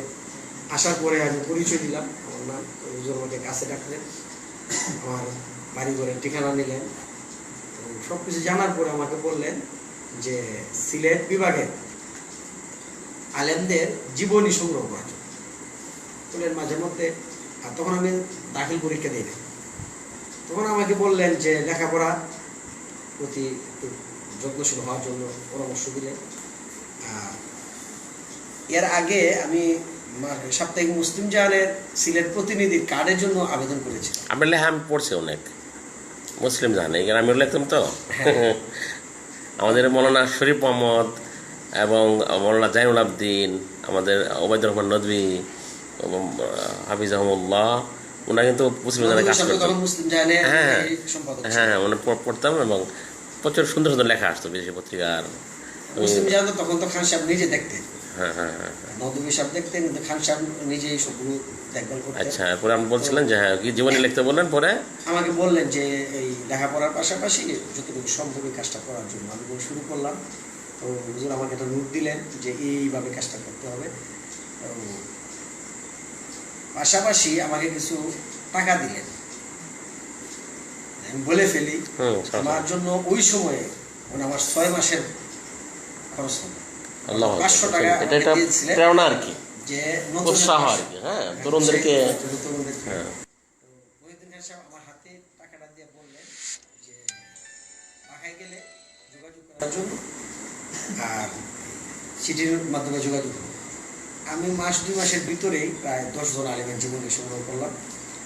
এগুলা আমি ডাকযোগে পাঠাইলাম। পাঠানোর পরে হুজুর সিটিদের বললেন যে হ্যাঁ এগুলো পাইছি, ঢাকায় আসলে দেখা করার জন্য। ঢাকা তো আসা আমার জন্য খুবই সিলেট থেকে কঠিন, হ্যাঁ। 94 সালে একবার আসছিলাম সৈয়দপুর থেকে, এই ছাত্র জমিয়তের এক ইয়েতে আসছিলাম। তো গাড়ি থেকে আসছি, আবার ওই গাড়ি দিয়ে আবার সরাসরি তথ্যজন বলে উনি নির্বাচন করেছেন এবার নেত্রকোনা এবং 8000 ভোট পেয়েছেন। এই যুগে 8000 ভোট পাওয়া একটা বিশাল বিষয় না। এবং আগামী দিনে কিন্তু এমপি স্বপ্ন দেখছেন, উনি এমপি হয়ে যেতে পারেন, তখন আর সে করে আসবেন না। তখন মানে মানে এমপি না হলে তো চেয়ারম্যান হয়ে যাবে, কিন্তু এমপি হয়েছে সমস্যা কি? আল্লাহ তালা আপনাকে একটা মানে জনপ্রতিনিধি বানিয়ে দেয়, আপনার দরদি আছে, অবশ্যই দোয়া করি আপনার জন্য। আপনার আমি আসলে উপজেলা নির্বাচন করার জন্য আমরা এইভাবে ডাকে পাই। হ্যাঁ অবশ্যই উপজেলা নির্বাচনে অংশগ্রহণ করেছি মৌলানা মহিউদ্দিন খানের উৎসাহ উদ্দীপনাকে সামনে রেখে। আপনি যেটা বলতেছিলেন ওখানে ছিলেন আপনি, তো আমি খান যেটা সাহেব, হ্যাঁ। বলতেছিলাম, মৌলানা মহিউদ্দিন খান সাহেব তিনি এই সৈয়দপুরে তার কথা শোনার পরেই কিন্তু মূলত আমার তার প্রতি আপনি কি কখনো ওনার সান্নিধ্যে মানে দিনযাপন করছেন, ওই যে যেটা বলছিলেন যে ঢাকায়? আমি ওনার বাসায় থাকা। 2008 সালে উনি যখন চোখের অপারেশন করলেন, তখন আমি ওনাকে দেখতে আসছি। সিলেট থেকে আসার পরে উনি বললেন যে যদি সম্ভব হয় আপনি আমার এখানে বাদে থাকেন, উদ্বাস্ত শিবির। যে উদ্বাস্ত। তখন মহিউদ্দিন খান সাহেব বললেন, আমি ভাবলাম যে এটা তো আমার জন্য অনেক বড় এক পাওয়া। চমৎকার। আমরা এই আড্ডায় বা এই আসরে কিন্তু মানে শেয়ারের হু হু কে হুয়া কে হওয়া নাকি হুক্কা হু শুনতেছে নগর জীবনে নাগরিক ভাই, এটা চমৎকার না? হ্যাঁ। তো মৌলানা মহিউদ্দিন খান 2008 সালে যখন অসুস্থ হয়ে পড়লেন, তখন আমাকে বললেন যে সম্ভব হলে আপনি শব্দটা সম্ভব করতে। আচ্ছা আচ্ছা। তো আমি থেকে গেলাম 1 সপ্তাহ। থাকার পরে ভাবলাম যে একটু ছুটি চাইবো। একটু আওয়াজ যদি একটু লম্বা তো করেন। হুজুরকে বললাম যে হুজুর আমার তো কাপড় চোপড় নিয়ে আসি নাই, আমার তো সিলেটে যাইতে হবে। তো বললেন যে ঠিক আছে। তো আমি গেলাম। 2 একদিন যাওয়ার পরে আমি ভাবলাম যে হুজুর যেহেতু আমাকে সুযোগ দিচ্ছেন, তাহলে চলে আসি। আমি আবার চলে আসলাম 4 মাস। তখন আমি চিল্লা দিছি বলা যায় এই বাসায়। আমি মৌলানা মহিউদ্দিন। আচ্ছা, এখন আপনার প্রসঙ্গে আসি, আর কি দেখেছেন মৌলানা মহিউদ্দিন খানের আবাদত বন্দেগী, চিন্তা চেতনা, ভাবনা, এটা একটু যদি আপনি একটু মানে আপাতত এই বিষয়টি বলবো যে 2008 সালে তার অসুস্থ সময় আমি 4 মাস তার শয্যা পাশে ছিলাম। আমি তাকে দেখেছি, তার ব্যক্তি আমল দেখেছি। আমার কাজটা ছিল ওনার অপারেশনের কারণে, কিন্তু চশমা ব্যবহার করার কারণে ডাক্তার ওনাকে পড়তে নিষেধ ছিল। আচ্ছা, আমি অন্ততপক্ষে এই কথাটা একটু মনোযোগ দিয়ে শুনেন। জুনায়েদ, তখন সকালবেলায় 7টা-8টার দিক দিয়ে কয়েকটা পত্রিকা আসতো হুজুরের বাসায়।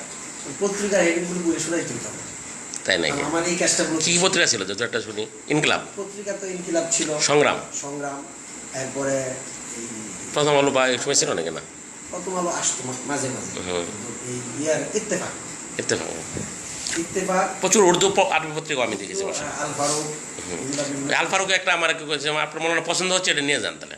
হ্যাঁ এটা হ্যাঁ দিয়ে দিতেন। হ্যাঁ নিয়মিত আসতো। তো আপনাদের বলে রাখি, অনেক ছাত্র যারা মানে মদিনা ইউনিভার্সিটির পড়ালেখা করেছেন, মৌলানা মহিউদ্দিন খান ওনার তাজকিয়া, ওনার অনুমোদন দিতেন আর কি। এরপরে অনেকে দেশের বাইরে পড়ালেখা করছেন, মানে বিভিন্ন দেশে। ওনার আন্তর্জাতিকভাবে কিন্তু মৌলানা মহিউদ্দিন খান পরিচিত। ওনারই লাগতো আর কি, যে মহিউদ্দিন খানের ব্যক্তিত্বের একটাই লাগতো। জি জি জি, সুপারিশটাই কার্যকর ছিল।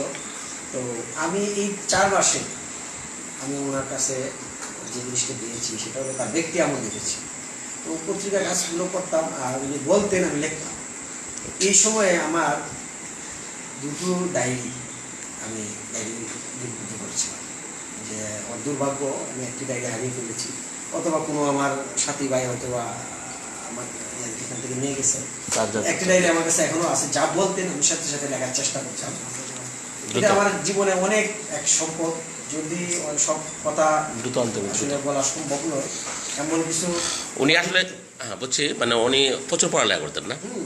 তো যে প্রচুর পড়ালেখা করতেন বলতেন, যে আপনাকে বলি যে তার দৈনন্দিন যে ইয়ে ছিল, আমল ছিল, সেটা তিনি সাধারণত পল্টন থেকে যখন আসতেন, অর্থাৎ রাতে 8টার পরে এশার নামাজ পল্টন করতেন, এরপরে বাসার দিকে রওনা দিতেন। পল্টনে যে 4 চক্র হওয়ার পরে রাজনৈতিক কথাবার্তার শেষে তিনি বাসায় যেতেন। বাসায় ফেরার প্রথমেই তিনি 9টা-10টার ভিতরে বাসায় ফিরতেন। দেখতেন যে মেহমানখানায় লোকজন আছে প্রথমেই। মেহমানখানার জন্য তাই সাথে সাথে ছেলেদেরকে বলতেন যে 5 জন আছে মেহমান, তাদের খানার লঙ্গর খানা আর কি। জি, এটা লঙ্গর খানাই ছিল। উদ্বাস্ত মানে আমার মতো উদ্বাস্ত, আমি একটা ছিলাম আসলে, এই জন্য বলছি যে আপনার কথাটা বাস্তবতা আছে। যাওয়ার পরে হুজুর সকলে নিতেন, পরিচয় নিতেন। এরপরে খানা দানার শেষ 11টার ভিতরে শুয়ে পড়তেন। আবার ফজরের নামাজের ওনার শেষ জীবনটা আমি যা দেখেছি, তিনি মসজিদে যাইতে পারতেন না, যেহেতু শেষ জীবনে বাসায় তিনি জামাত আদায় করতেন। নামাজের ব্যবস্থা ছিল আর কি। হ্যাঁ, নামাজের ব্যবস্থা ছিল। জামাতের ব্যবস্থা। মুসাফির যারা ছিল, আমরা যারা ছিলাম, এবং এই যে কাজের ছেলে যারা ছিল, সবাইকে নিয়ে তিনি ফজরের নামাজটা ইয়েতে আদায় করতেন, বাসায় আদায় করতেন। ফজরের নামাজ আদায়ের সময় যে জিনিসটা আমার কাছে খুব আশ্চর্য মনে হয়েছে, যে আজানের পরে তিনি ওঠার পরে তিনি ওযু ইস্তিনজা সারার পরে তিনি টেবিলে বসে দিতেন। ফজরের পরে? হ্যাঁ, ফজরের আজানের পরে। তাই নাকি? এই অসুস্থ, আচ্ছা, হ্যাঁ। আজানের পরে তো এই জামাতের আগ পর্যন্ত এই আধা ঘন্টার উপরে সময়, এই সময় তিনি ওযু ইস্তিনজা সেরে তার টেবিলে আল ফারুক আমি দেখতাম। হ্যাঁ হ্যাঁ হ্যাঁ। আর আপনি দেখবেন যে মাসিক মদিনায় নিয়মিত তার কলম ছিল হাদিসের আছে, হ্যাঁ, কুরআন মানে এগুলো তিনি অনুবাদ করতেন এই সময়, আচ্ছা আচ্ছা। ফজরের নামাজের আজানের পরে আর নামাজের আগে। তো তিনি অনুবাদ করতেন, আর এই সময় আমাদেরকে বাকি যারা আছেন তাদেরকে জাগাই দিতেন নিজে। হ্যাঁ, জাগাই দিতেন। আর এই সময় আমরা সুন্নত করতাম, সুন্নত করার সাথে সাথে উনি এখানে আসতেন, জামাতের পরে নামাজ শেষ আবার সবাই মুসাফির যারা সবাই ঘুমের অভ্যাস ছিল। হুজুর তখন দেখতাম যে তিনি শেষ জীবনের কথা আমি বলতেছি। হ্যাঁ, ওনার বাসায় নিচতলায়, চারতলা বাসা আর কি, গ্যান্ডারিয়া। উনি 6 তসবিহ আদায় করতেন, যেটা মশারির ভিতরে। এটা আবার সাধারণ লোকজনের সামনে না। আচ্ছা। সালাম ফিরে দোয়া শেষ, এরপরে সবাই চলে যেত, আমরা শুয়ে পড়তাম। উনি মশারির ভিতরে গিয়ে লম্বা তসবিহ ছিল 1000 দানা। দানার, এরকম এই তসবিহটা হাতে নিয়ে উনি তসবিহ আদায় করতেন। এই তসবিহ আদায়ের মাধ্যমে উনি শেষে ঘুমিয়ে পড়তেন ঘন্টা দেড়েক বা সর্বোচ্চ 2 ঘন্টা। 8টার আগেই, 8টার আগে পত্রিকা আসতো, এরপরে চা নাস্তা, হালকা চা নাস্তা নিয়ে মুসাফির যারা আছেন তাদের খোঁজখবর নেওয়া, যাদেরকে বিদায় দিতেন, আর যারা থাকতো তাদের খোঁজখবর নেওয়া, পত্রিকা পড়তেন, চা খাইতেন। এই অবস্থায় 9টার ভিতরে আবার গোসল শেষ করে ও ইয়াতে যেতেন, এই বাংলা বাজার। বাংলা বাজার ওনার সাথে কখনো গেছেন আপনি অফিসে? বাংলা বাজার মদিনা ভবন সম্পর্কে যদি একটা ধারণা দিতেন, মানে কী হতো আসলে, উনি কী করতেন? মদিনা ভবনে তিনি 10টার 11টার আগে যেতেন সাধারণত, আমি যে কয়েকদিন দেখলাম। যাওয়ার পরে এখানে ওনার নির্ধারিত মাসে মদিনার কাজ চলতেছে, বইগুলো মদিনা পাবলিকেশনের বইগুলো কাজ।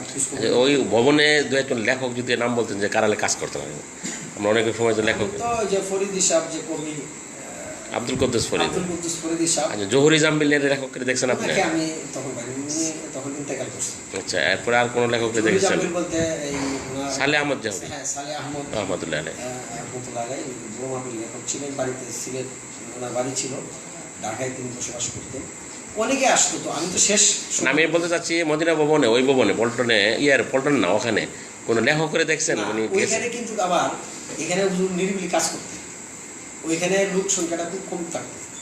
একান্ত যারা ওনার কাছে মেহমান হওয়ার পরে হয়তো দেখতে যাওয়ার জন্য যেতেন, তখন এখানে উনি কাজ করতেন। কটা বন্ধ থাকতেন ওখানে সাধারণত? এখানে জোহর আগ পর্যন্ত।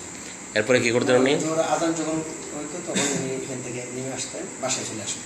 আচ্ছা। বাসায় আসার পরে অনেক সময় গোসল করতেন, বা মেহমান যদি তাকে তাদের খোঁজখবর নিয়ে খানা দানা শেষ করে 2টা 2:30 3টার ভিতরে উনি আবার ইয়েতে আসতেন, ইয়াতে পল্টন অফিসে আসতেন।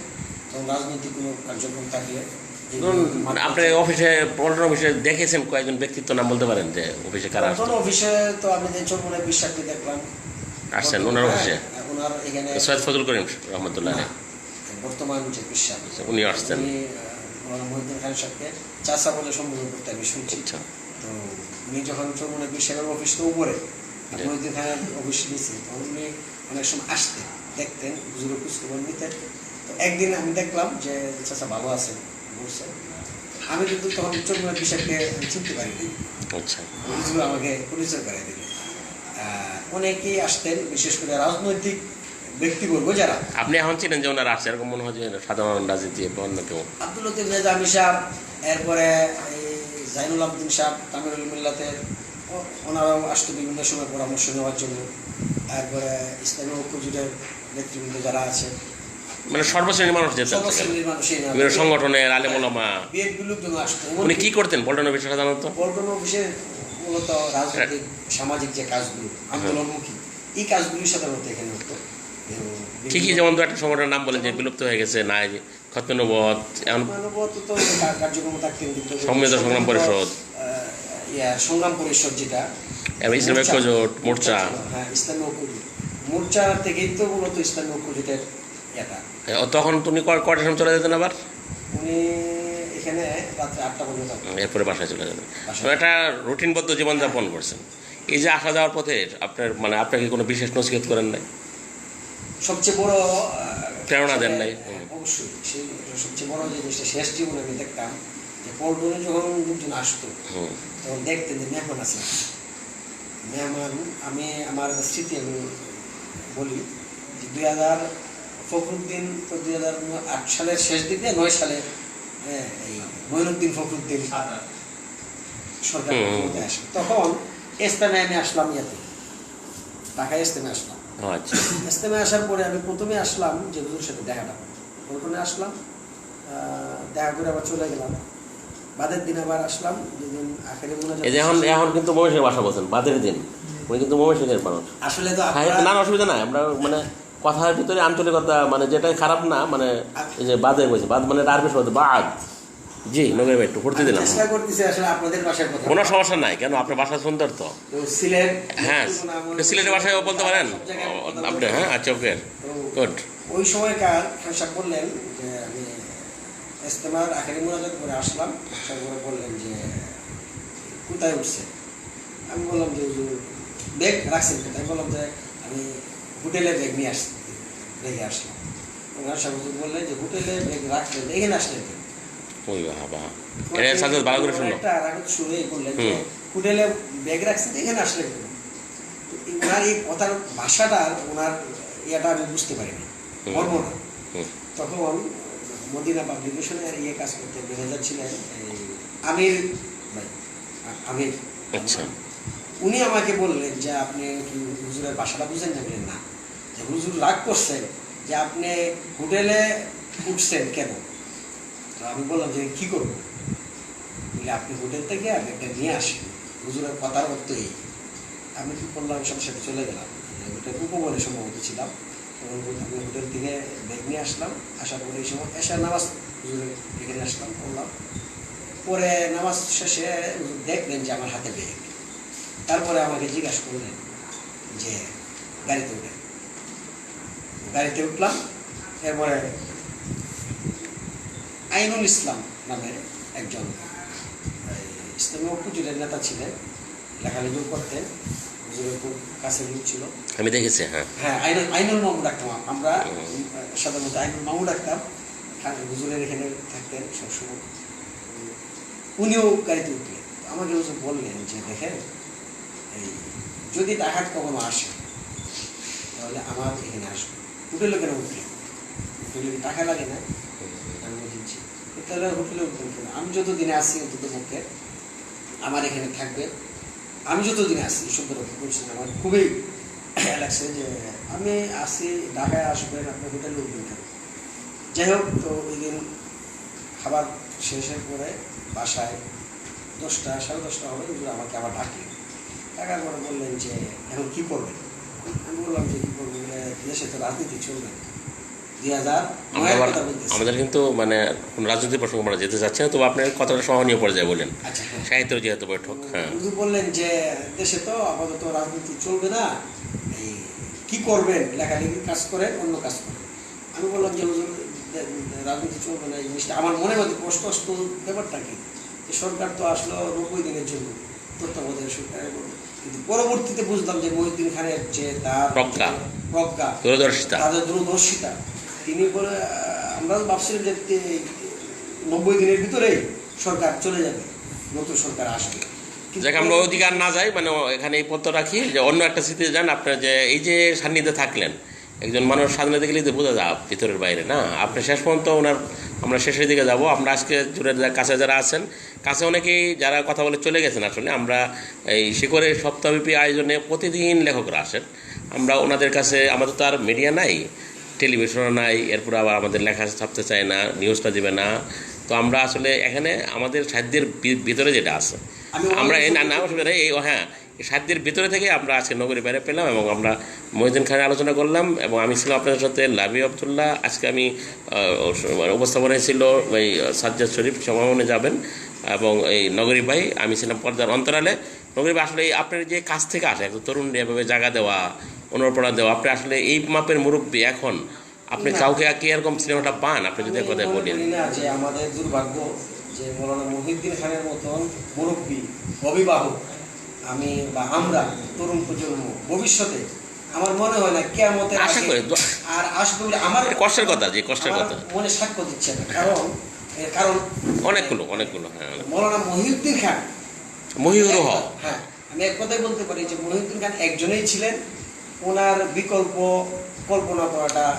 এখন আমি আপনাদের বলি আসলে যেমন উনি তো ব্রিটিশ আমল পেয়েছেন, পাকিস্তান দেখেছেন, এবং পরে বাংলাদেশ, এরপরে আন্তর্জাতিক মানের ব্যক্তিত্ব ছিলেন, মনটাও আন্তর্জাতিক মানের ছিল।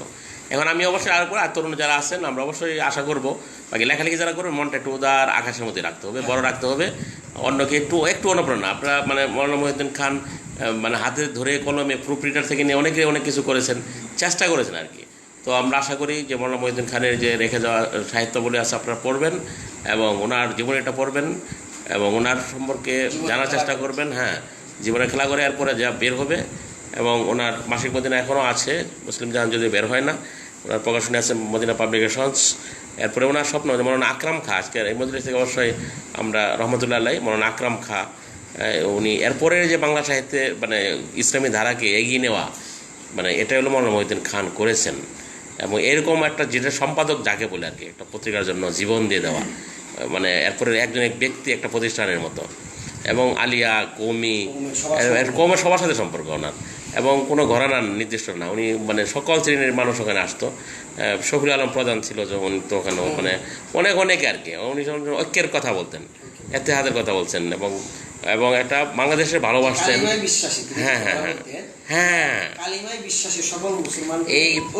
হ্যাঁ এই কথাটা তো উনি মেসেজ দেন আর কি, যে বড় এখন যারা নেতৃত্বে থাকেন আসলে ফেসবুক আমাদের অনেক ক্ষতি করেছে, একজন আরেকজনের বিরুদ্ধে অনেক মানে সমস্যা, কাছাকাছি আসার চেষ্টা করেন ভার্চুয়াল জগতে, একজন আরেকজনের বিরুদ্ধে লেখালেখি করে এরপরে দূরত্ব বাড়ছে। আমি আশা করি মানে এই যে কবি মাদ্রাসা কেন্দ্রিক হোক, আলিয়া মাসা হোক, অথবা এদেশের মুসলমান নাগরিক সবাই যেন মানে আমরা অবশ্য রসুল ওনার যে মূল স্পিড ছিল আমি যেটা পেয়েছি, উনি সিরাতের উপর বেশি দিতেন।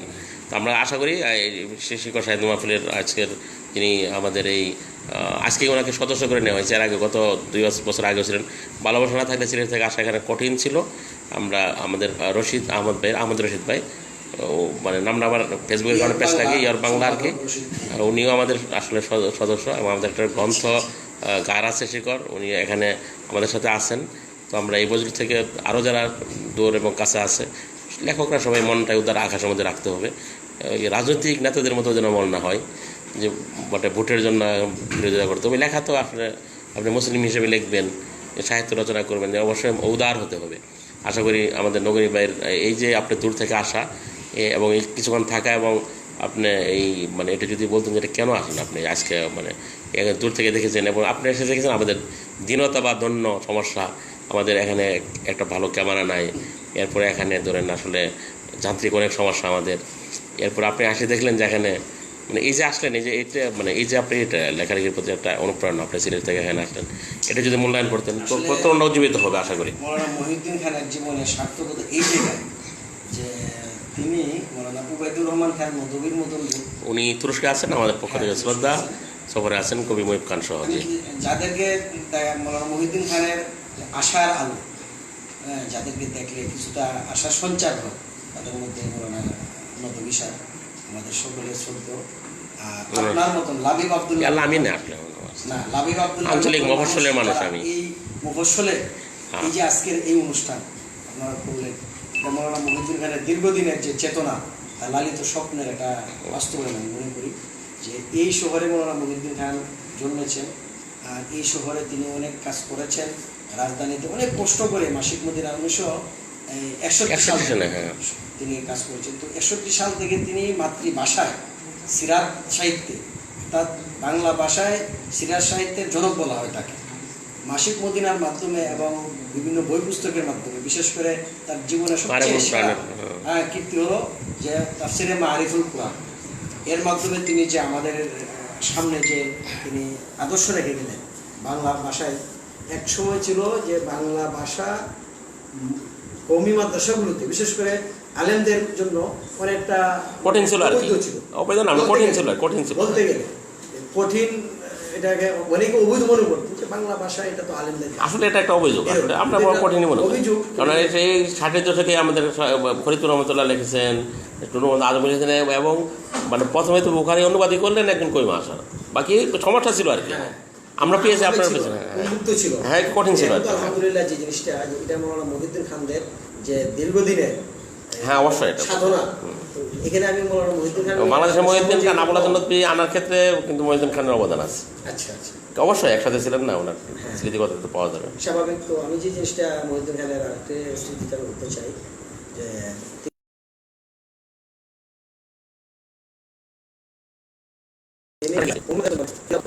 ইতিহাস আমরা অন্যদিকে যেতে চাচ্ছি না, অনেক কষ্টের কথা আছে। হ্যাঁ, একটু বলা দরকার যে 1976 সালে যখন বেফাকুল মাদারিস গঠিত হয়, তখন শাইখুল হাদিস আল্লামা আজিজুল হক সাহেব ছিলেন জমিয়ত উলামা ইসলামের সভাপতি। তখন জমিয়তের মহাসচিব ছিলেন মৌলানা মহিউদ্দিন খান। তখন জমিয়তের একটি সম্মেলনের থেকেই বেফাকুল মাদারিসের প্রস্তাব গৃহীত। এর পরবর্তী সময়ে বেফাকুল মাদারিসের আহ্বায়ক করা হয় মৌলানা রেজাউল করিম ইসলামাবাদী রহমতুল্লাহ আলাইহি। এরপরে আমি দেখেছি প্রকাশনা যাবতীয় খরচের দায়িত্বটা ছিল মৌলানা মহিউদ্দিন খান। বেফাকুল মাদারিসের অন্যতম প্রতিষ্ঠাতা ছিলেন মৌলানা মহিউদ্দিন খান। তিনি অনেক উলামায়ে কেরামকে একসাথে, সব মাদ্রাসাগুলোকে একসাথে কীভাবে কাজ করা যায় সেই বিষয়ে কেন ভাবছেন মৌলানা মহিউদ্দিন খানের সাথে অন্যান্য অনেকে আছেন। আমরা বেফাকের জন্য কল্যাণ কামনা করি এবং আমাদের নগরীর ব্যাংকের শুভেচ্ছা জানাই। যে উপস্থাপক ছিলেন আজকে সঞ্চালক, তার মাধ্যমে শেষ করে যাচ্ছি। মৌলানা মহিউদ্দিন খানের শেষ পর্যায়ে একটা দরকার যে মৌলানা মহিউদ্দিন খানের জন্ম ময়মনসিংহ জেলা গফরগাঁও আনসারনগরে। সেখানে তিনি একটা প্রতিষ্ঠান করেছেন, এতিমখানা রয়েছে।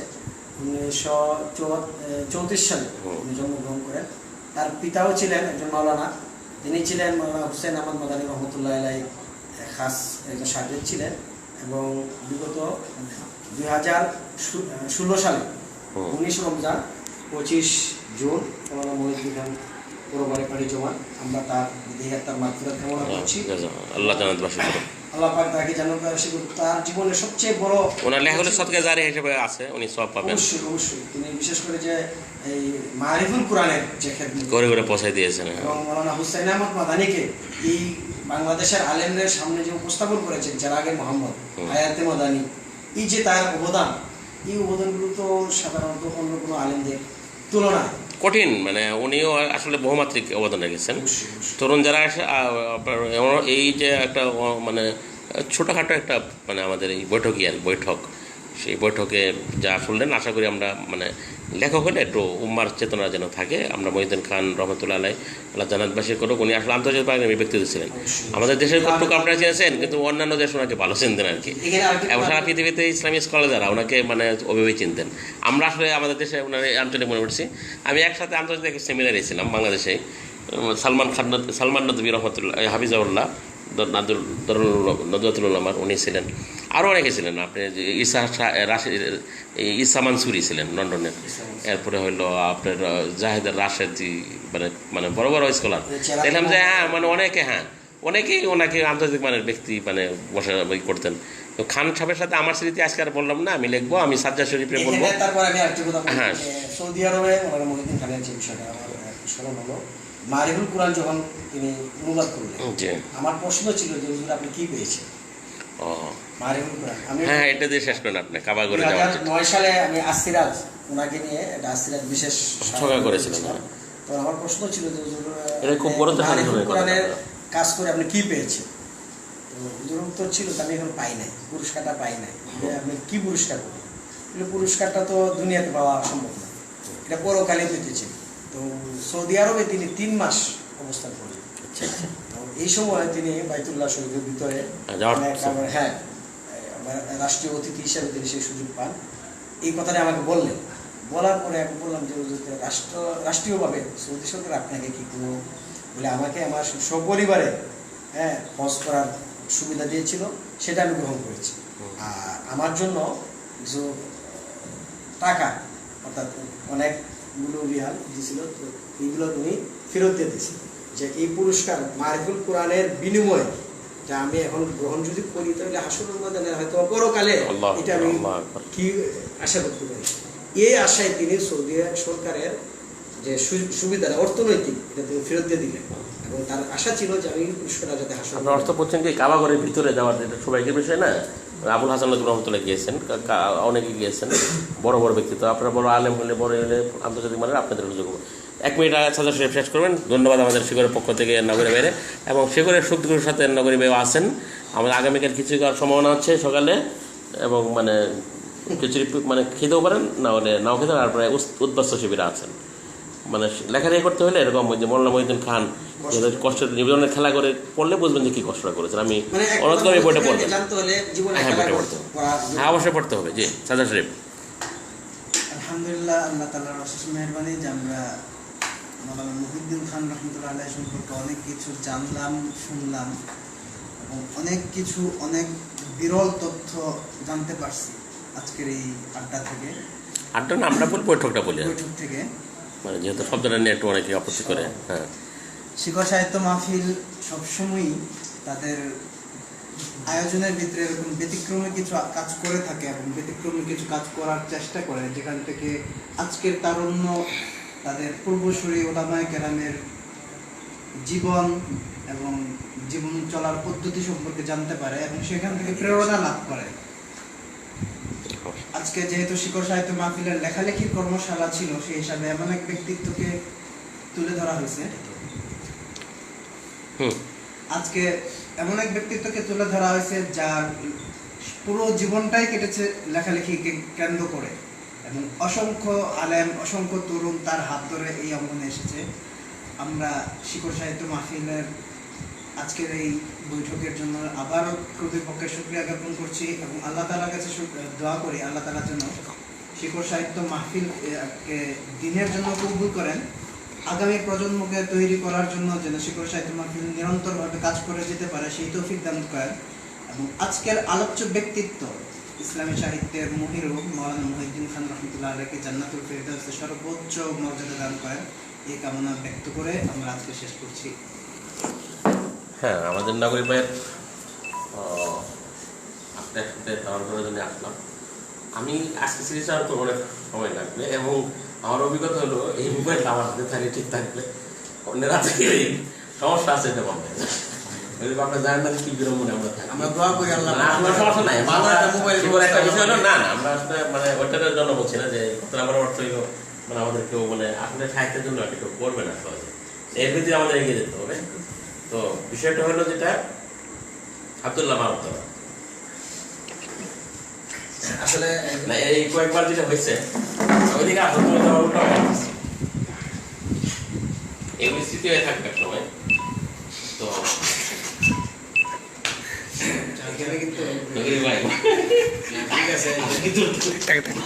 বুঝতেন যে কষ্ট আমরা থাকবে, কষ্ট কি মানে কষ্ট নিয়ে তাহলে তো খাইতে হবে না। আপনি মনে আমাদের জীবনে করেন কি কষ্ট আছে তার। তো বিষয় হলো এই হাসিতেছেন, এটা তো বিশাল বিষয়, কষ্টের মধ্যে হাসতে পারে। বিষয়ে আমি যেটা বলি যে আমার যে যারা কৈমাসা করেন তাদেরকে বলবো আপনি করেন। তো ওই আসলে আমার যেটা সিক্রেট লাগলেন, সিক্রেটে ওই যে পোস্ট কার্ড গুলো যেটা পোস্ট কার্ডে লিখলেন এবং বললেন যে এই মাদ্রাসাগুলিতে যেখানে কিতাব দেওয়া যায় রমজানের পরে ওই দাওয়া আছে কোনো মানুষরা যেগুলি কিতাব দিতে মানুষ নাকি রান করছে বই মাস একটা হ্যাঁ করি বই মাস একটা লিখেছেন আমি কিতাব হ্যাঁ মনে ঠিক আছে উনি বলছেন। আমি বললাম যে আমার মানে আমি লিস্ট দেয় নাই, কিন্তু মানে আমার মানে পত্রটা সংগ্রহ করলে পাওয়া যাবে, অনেক পত্রে আছে।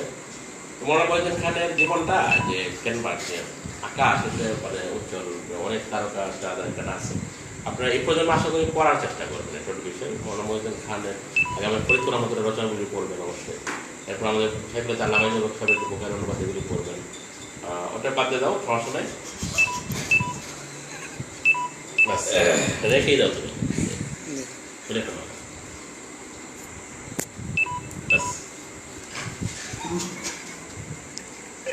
মানে আসতে পারো তো ঠিক আছে। নগরী ভাই শুক্রিয়া আছে, নগরী ভাই না আসলে আমি আসলে এই পর্বে আসলে আপনার যে কথা বললাম এটা আপনাদের শোনা হতো। তো এই যে মানে আপনি জানেন যারা বামপন্থী রাজনীতি করে অথবা ওরা লেনিন মার্কস মহাসিত ওদের বই পকেটে রেখে রেখেছে।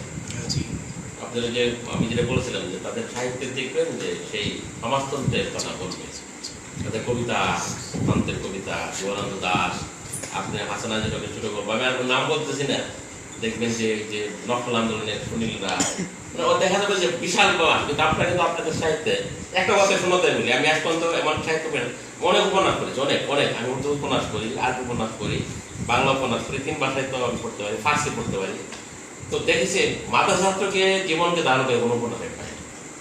আপনার মাদ্রাসার কথা বলেন সাহিত্যের মাদ্রাসা ছাত্রের সুখ দুঃখ, হ্যাঁ এটা মনোরম মহিউদ্দিন খানের যদি আরো জানি মাতাব্বরকে নিয়ে আপনার নাস্তিকদের যে গুরু আছে একজন আরো জানি মাতাব্বর, আমি নাস্তিক আমার কদম করতে যাই না, আমি নাস্তিকদেরকে বোঝানোর চেষ্টা করি না।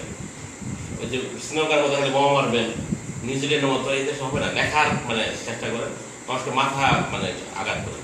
একজন নাস্তিক আলোচনা মাতাব্বর তার জীবনে নবীন উপন্যাস আছে, আসলে হয়তো পড়ছেন, আমি জানি এটা আপনার পরে জানতে পড়ার লোক আছে।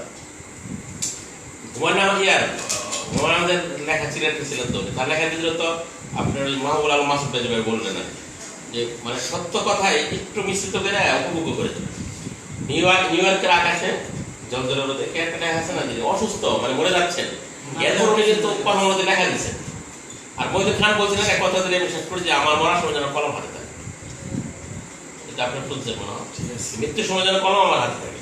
তাহলে এই লোকটা হলো মৌলানা মহিউদ্দিন খান, একাধিক পাঠে পণ্ডিত ছিলেন এবং লেখালেখি করেছেন, মানে লেখকের অনুপ্রেরণা দিয়েছেন এবং লেখকের জন্য উনি যে মুসলিম জাহান সবাই যেন লিখতে পারেন এবং মানে মাসিক মদিনা শত শত লেখক। এবং 69 হিজরিতে আমাদের এই রংপুরে মানে আমাদের খতিব তাজুল ইসলাম ভাই একজন ছিলেন, আছেন লন্ডনে আছেন, ধন্যবাদ জানাই, কয়েকদিন আগে হয়েছিলেন।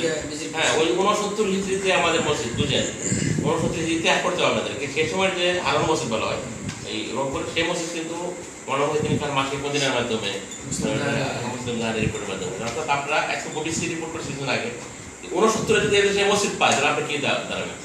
আশা করি আপনারা যারা লেখালেখি করেন দেশটা দেখবেন, দেশটা জানবেন, বাংলাদেশকে ভালোবাসবেন। এই যে আমের মৌসুম, এই যে জাম, আম, কাঁঠাল, ফলের মৌসুম, যেমন তলে বসে আছে আমরা, জাম যদি গাছ নেই গেল, এই যে এটা বুঝতে হবে এবং ব্যক্তিত্বকে জানতে হবে।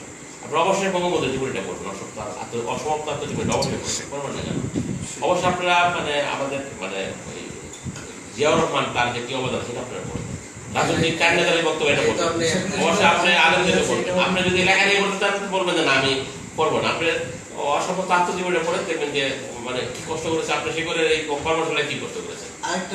আমাদের মানে যে কষ্টটা আছে আমি মানে বিস্তারিত যেতে চাচ্ছি ওইদিকে না, একটা কথা বলি, হ্যাঁ।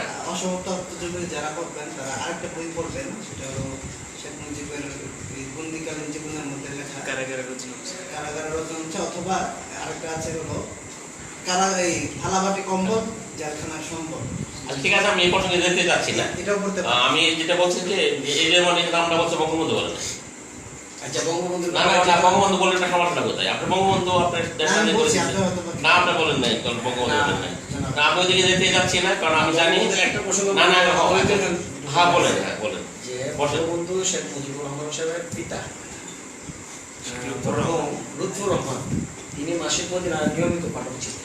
এটা তো মানে মহিউদ্দিন খান আমাকে বলে, হ্যাঁ মহিউদ্দিন খান সিলেটের অনুষ্ঠানে বলছেন, সিলেটের তৎকালীন যে আমি নিজেও শুনেছি ছিলেন বদরুদ্দিন আহমদ কামরান, তিনি উপস্থিত ছিলেন, তার উপস্থিতি বলেছেন যে যখন মাসিক মদিনা হঠাৎ করে বন্ধ হয়ে গেল তখন শেখ মুজিব সাহেব এই ওনার নির্দেশে তখন মৌলানা মহিউদ্দিন খান সাহেব ওই চিঠি নেবেন যে বঙ্গবন্ধুর পিতার হাতের লেখা চিঠি নিয়ে মৌলানা মহিউদ্দিন খান সাহেব ইয়েতে গেলেন, বঙ্গবন্ধুর সামনে গেলেন, গিয়ে বললেন যে এই চিঠিটা ধরবেন। তারপরে বঙ্গবন্ধু দেখলেন যে এটা তার বাবার হাতের লেখা চিঠি, দেখার পরে উনি ছোটো পানি ছেড়ে দিলেন, তো বললেন যে ঠিক আছে। তখন তৎকালীন যে তথ্যমন্ত্রী ছিল ওনাকে নির্দেশ দিলেন যে মাসিক মদিনা এই যে ডিক্লারেশন বাতিল, ওইটা যাতে প্রত্যাহার করা হয়।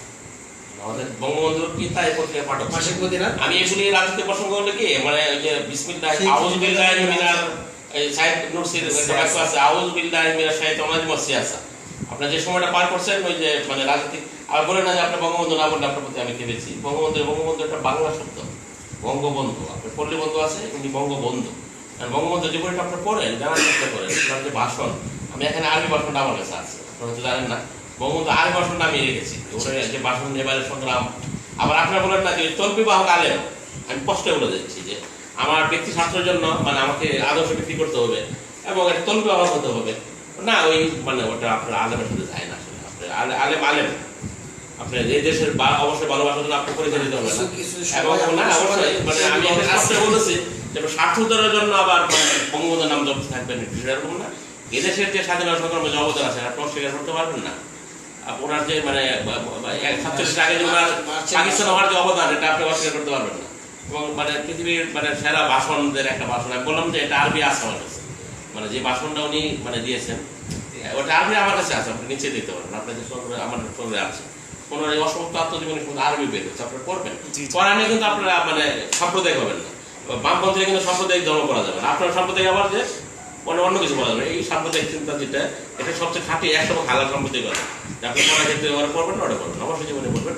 তবে আমি আশা করি যে মৌলানা মহিউদ্দিন খান যে দেশের মাটি মানুষের যে ব্যথা বুঝেছেন এবং সামগ্রিক কাজ করেছেন, আপনারা একটু বর্ণনা করে রাখবেন।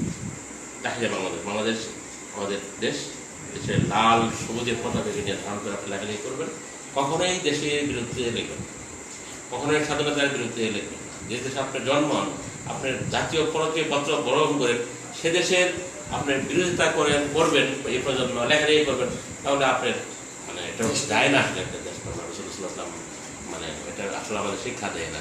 তবে অবশ্যই লেখালেখির একটা চাপ থাকবে, আপনি উম্মার চিন্তা করবেন। এই মানে একটা দেশ ভাগ, এই সারা পৃথিবী মানে সারা পৃথিবী এবং গ্লোবালাইজেশন, আপনি সেই বিশ্ব নাগরিক হয়ে যান। সকল এই বৈঠক থেকে আমরা মানে ঘৃণা জানাই তীব্র ঘৃণা যে মানে শ্রীলঙ্কায় মানে মানুষদেরকে হত্যা করেছে, গির্জা তো একটা হয় না। নিউজিল্যান্ডে হ্যাঁ মসজিদে হচ্ছে, নিউজিল্যান্ডে যে আক্রমণটা হচ্ছে সেটাও ঘৃণিত, এবং গির্জায় যে মানে আক্রমণটা হলো এখানে সেটাও ঘৃণিত। এরা আসলেই সন্ত্রাসী, মানে সন্ত্রাসী, এদের কারণে সারা পৃথিবীতে ইসলামী মানে মানে অ্যাক্টিভিটি, ইসলামিক কার্যক্রম বন্ধ হয়ে যাওয়ার কথা। আমি আশা করি আমরা সেই সন্ত্রাসী চিন্তাচেতনাকে লালন করবো না, সুন্দর বাংলাদেশ গড়ার জন্য, সমৃদ্ধ বাংলাদেশ গড়ার জন্য, ইমানদীপ্ত বাংলাদেশ গড়ার জন্য, বিশ্বাসী বাংলাদেশ গড়ার জন্য। সবাই ভালো থাকুন। আসসালামু আলাইকুম। আমি সেটা বিরক্ত করার জন্য আপনাদের মহিউদ্দিন খানকে বঙ্গবন্ধু 1972 সালে স্বাধীনতা পরবর্তী সময়ে বাংলাদেশের পক্ষে আরব বিশ্বে যাতে বাংলাদেশের পক্ষে জনমতের তৈরির জন্য মৌলানা মহিউদ্দিন খান সৌদি আরবে দীর্ঘ 3 মাস না 2 মাসের মতন সফর করি। এই তথ্যটাও ঠিক আছে, এই তথ্যটা আমাদের জানা দরকার যে স্বাধীনতার পরবর্তী সময়ে মৌলানা মহিউদ্দিন খানের অবদান ছিল আরব বিশ্বের বাংলাদেশের পক্ষে করার জন্য। এবং উনি বলছেন যে আমি গাদ্দাফির সাথে দেখাই করেছি, আমি ওই প্রসঙ্গে যেতেই যাচ্ছি না। মানে উনি মুয়াম্মার গাদ্দাফি, আমি গিয়েছিলাম লিবিয়াতে, গাদ্দাফির কাছে নামাজ করেছি আমি, আল্লাহ মাফ করে জান্নাতবাসী করো, মুয়াম্মার আল গাদ্দাফি মানে বেনগাজিতে উনি আসর নামাজ করাইছেন এবং আমি কাছ থেকে দেখেছি, বক্তৃতা শুনেছি।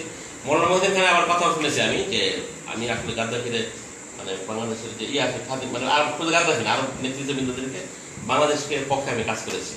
কেউ সবাইকে আর বলতেন না, ওই যে মানে বলতেন না, হয়তো উনি লিখে দেবেন আর কি। সবাইকে সঙ্গ দেওয়ার জন্য ধন্যবাদ। আসলে এটা একটা ক্লাস ছিল না, এটা বৈঠক ছিল আর কি। আমাদের এরকম শিক্ষক সদর বৈঠক হয়, এখানে চিন্তার আদান প্রদান হয়। চিন্তাকে মুক্ত করুন। আসসালামু আলাইকুম ওয়া রাহমাতুল্লাহি ওয়া বারাকাতুহু। ধন্যবাদ।